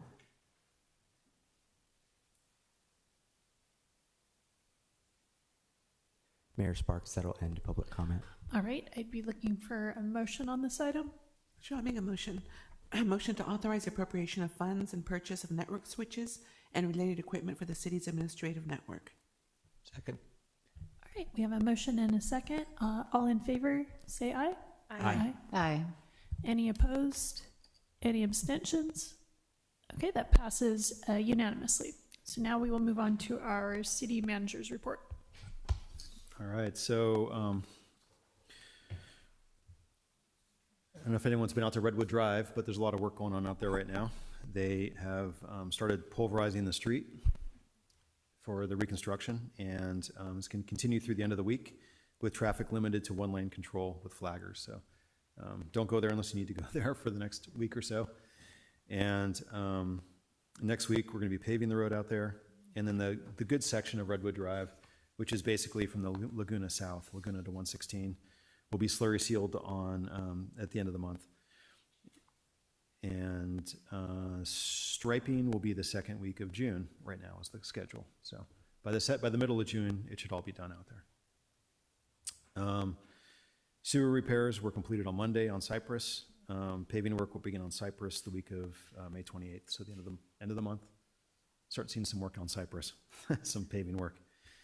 I think everyone knows this, but in the last rainstorm, that last late rainstorm, the oak tree out here on East School cracked, and basically turns out it had rotted in parts on the inside, so it was pretty weak structurally, and the wind, I guess, and the rain was enough to make it come down. So all the dead wood's been removed except for part of the trunk that's there right now. We're going to finish removing that when we can get back to it soon. And then we want to plant another oak tree there. We'll get the biggest oak tree we can, but that's the plan, is to get it going again. We also, the sidewalk gap closure project, we had a workshop a couple weeks ago. It went really well. We got a lot of great feedback from that. And due to popular demand, there seems to be interest in bringing back a second workshop, because there were some comments, and I think some people were interested in seeing how they might be incorporated. So there's a second workshop that'll be held on May 29th. And it's at the same room, the community center, the police department, same time, same format. So that's another workshop coming up. The day before, on May 28th, this is a normally scheduled council meeting, but beforehand, just a reminder that we have a joint meeting with Planning Commission beforehand. So starting at 4 p.m., we have the joint Planning Commission and City Council workshop on Plex housing, and that will be nice to finally get that forward. And then for recreation, last Friday we had our second Spring Open Ranch Youth Day at the ranch, and we had 56 people there. And it was centered around Mother's Day with a special visit from the Biblio bus from the library, so it was fun for everybody. Yeah. And then also Farm Store hosted their second sheep shearing soiree at the ranch, and they had 30 attendees for that. People got to watch the sheep get a haircut. And then we have a bunch of summer camps coming up. It's not too late to sign up for those. We have Camp Katati Day Camp for 9 weeks this summer, 6 weeks of Sandy Loam Farm Camp, Spanish Camp, and multiple children's theaters camps. As was mentioned earlier tonight, May 16th is Bike to Work Day in Sonoma County, or Bike to Wherever Day. And we're partnering with Sonoma Clean Power to host an Energizer station from 7:30 to 9:30 in the morning at the Smart Station. So stop by if any of you are on your bike, and you can come visit and get some snacks and swag. On May 18th, we will have our second Cotati family camp out at the ranch, and it's sold out, but there's a wait list if anyone really wants to go. Maybe a spot will open up. And then May 31st, we're having our first movies in the park for the year, and we're going to be showing Shrek in La Plaza Park once the sun goes down. It's free for all to attend. You can bring your own picnic dinners or purchase snacks that will be sold there at the event. We'd expect that the movies would start around 8:15. That's roughly when the sun is low enough. And then later this summer, we plan to show Paw Patrol, the Mighty Movie, after a National Night Out on August 2nd, and Herbie Fully Loaded after the Cotati Car Show on September 19th. So that's what's happening, and I'd be happy to answer any questions if there are any. Any questions? Yes. Question, but a comment. I will say that Argonaut's done a good job. They actually went door to door, and you know, Cypress is not an easy area to walk, and they actually went door to door and delivered contact information for the paving. So appreciate that. Right. I appreciate the thematic movies that have been selected. Okay, so there's no other questions. We'll move on to the city council reports. Does anybody have anything they'd like to report? Yes, go ahead. A few things. Week and a half ago was Sonoma Clean Power's 10-year anniversary of starting service, and they had a celebration up at the Customer Service Center, formerly Clean Energy Center on 4th Street. It was a lot of fun. Former council member Mark Landman was called out for his many, many years of service on that board. And, the CEO pointed out that he missed one meeting out of 95 in his tenure on the board, which I already, in my 1 year on the board, I matched him in missing one. So that was great. It was a great event, and Sonoma Clean Power is doing great, and Councilmember Lemus can tell you more about them, I'm sure. And then, let's see, what was last Thursday? Oh, shoot, I had 3 things lined up. So I'll skip ahead to tomorrow is the Measure O advisory board, meeting. You may have read about that in the paper recently. The Measure O board has been pushing the county to get the Measure O funding out the door to fund programs rather than building up. We're already up to a year and a half's worth of revenue sitting in fund balances, and we're only 2.5 years into collecting the money. So the the advisory committee is really pushing to get it out the door. And sorry, what was that? One other thing I wanted to mention. Oh yeah, the Russian River Watershed Association Student Video Showcase and Award Ceremony was last Thursday night. It's an annual program where they solicit 55-second videos from high school students on a theme. This year the theme was Put a Lid on It, where LID stands for Low Impact Development. And we saw the 3 winning videos, including one by a Tech High student. The winning video was by a Tech High student, and they were really great. It's always a fun event. Thanks. All right, thank you. There are reports? Yes. No, just to follow up that Sonoma Clean Power on May 2nd, and we had a meeting. There was operational and also a legislative update, and then there was a gathering at the new Customer Service Center. It was Advanced Energy Center before, now they call it the Customer Service Center. And so they had a really nice gathering with videos and information about the history of Sonoma Clean Power. So that was a great event on their 10-year. They also give us a little book, which I should have brought it today. I didn't bring it. A little book on the 10-year history, which has historical information and pictures in there. Let's see. On the 3rd, I went to Regional Parks Foundation meeting, and then Cinco de Mayo, May 5th. Everything went great. A lot of work. I'm still recovering from it, but that's what I have to report. Great, thank you. Yes. Well, it seems to be budget season around Sonoma County, so I attended the Santa Rosa groundwater basin meeting, and finally, after the 3rd meeting, we finally got past a revised budget and a water rate for the coming year, with some adjustments that we made to the budget and other things. The board recommended a rate increase to $43.62. So currently the acre foot is 40, so it's going up to $43.62. And hopefully that will suffice us, and that is a very, very thin budget. So if there's any hiccups at all, then we'll be looking to do some other things. But, you know, people asked for it to be tight, it's tight. I attended the Mosquito and Vector Control District, and they presented us with all of their budgets. So leading up to that, they put me on the ad hoc for the budget committee, so I attended 2 meetings on that. So we also looked at the budget for mosquito and vector control.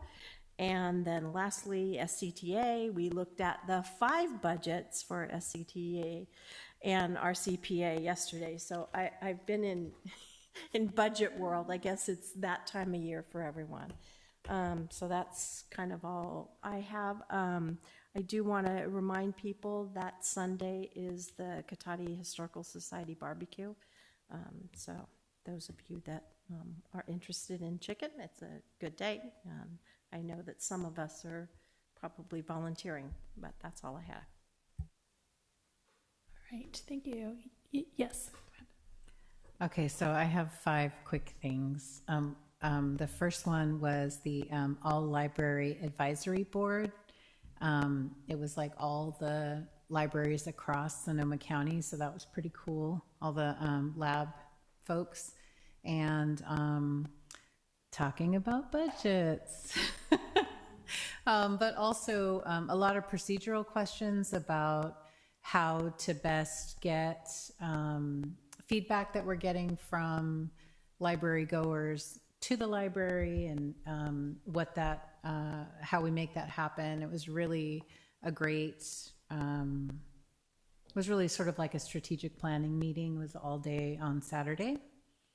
That was April 27th. And then just briefly, the Cotati compost, free compost thing. My wife and I went and partook of that event, and that was really fun.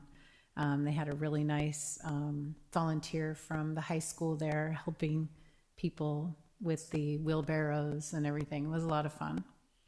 And then just moving forward, I was also going to mention the barbecue on Sunday, so that's already done. So it's 12 to 4, so come on out. You know, it's always a lot of fun. I like to wear my overalls, so you know, you can be like a country barbecue. And then the 4th thing is, and these are 2 sort of save the date items. The 2 flag raisings that we're going to have coming up, the LGBTQ Pride flag raising will be Friday, May 31st at 4:30, and then the Juneteenth flag raising will be on June 13th. We recognize Juneteenth is actually the 19th, but the Museum of Tolerance is flying me down to LA for a training on that day, so I do not want to say no thank you. So instead, we're going to have Juneteenth observed for the flag raising on June 13th, and then we will actually have the flag raised on the 19th that day here in Cotati. So the ceremony is going to be Thursday, June 13th, also at 4:30. And both of these events will be just right outside the hall here, 201 West Sierra, 4:30 on those 2 days. All right, thank you very much. I had just 2 things to report. I attended the WAC Water Advisory Committee meeting. It was, I think, the shortest one I've ever been to, probably because we had the special meeting on the budget the week before. I don't really have too much to report. The most interesting thing was just that they're continuing to struggle with working with landowners along Dry Creek to try to get the rights to finish some of the salmon improvements, and I sensed a level of frustration in the report that I hadn't quite heard before. So it sounds like it's getting to be pretty intractable, but hopefully they can make some progress. I also attended the mayors and council members board meeting last Thursday. There was a pretty frank discussion about the loss of Dave Kiff and trying to replace him, and so the mayors discussed sending a letter to the Board of Supervisors kind of outlining the qualities that we would like to see in the replacement for that position. And also there was a discussion of concerns about the Measure O funding going out, as Vice Mayor Ford mentioned, and some other concerns about the position, whoever takes over for Dave Kiff needing to have more authority to be able to cut through red tape and get things done. So there will be a letter coming out soon, I think, that will go to the Board of Supervisors from the Mayor's Board group. So that's all that I had to report. Let's see, where are we? We are going to do public comment on non-action agenda items. I see no one in the chamber. Do we have Zoom attendees? Thank you, Mayor Sparks. Once again, speaking to our Zoom attendees, please use the raise hand icon to make a public comment.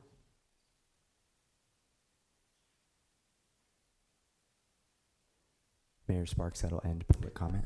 Okay, and I'm going to call on you one more time because we are about to go into closed session for a conference with city labor negotiators regarding the negotiations with the Cotati Police Officers Association and Police Management Association.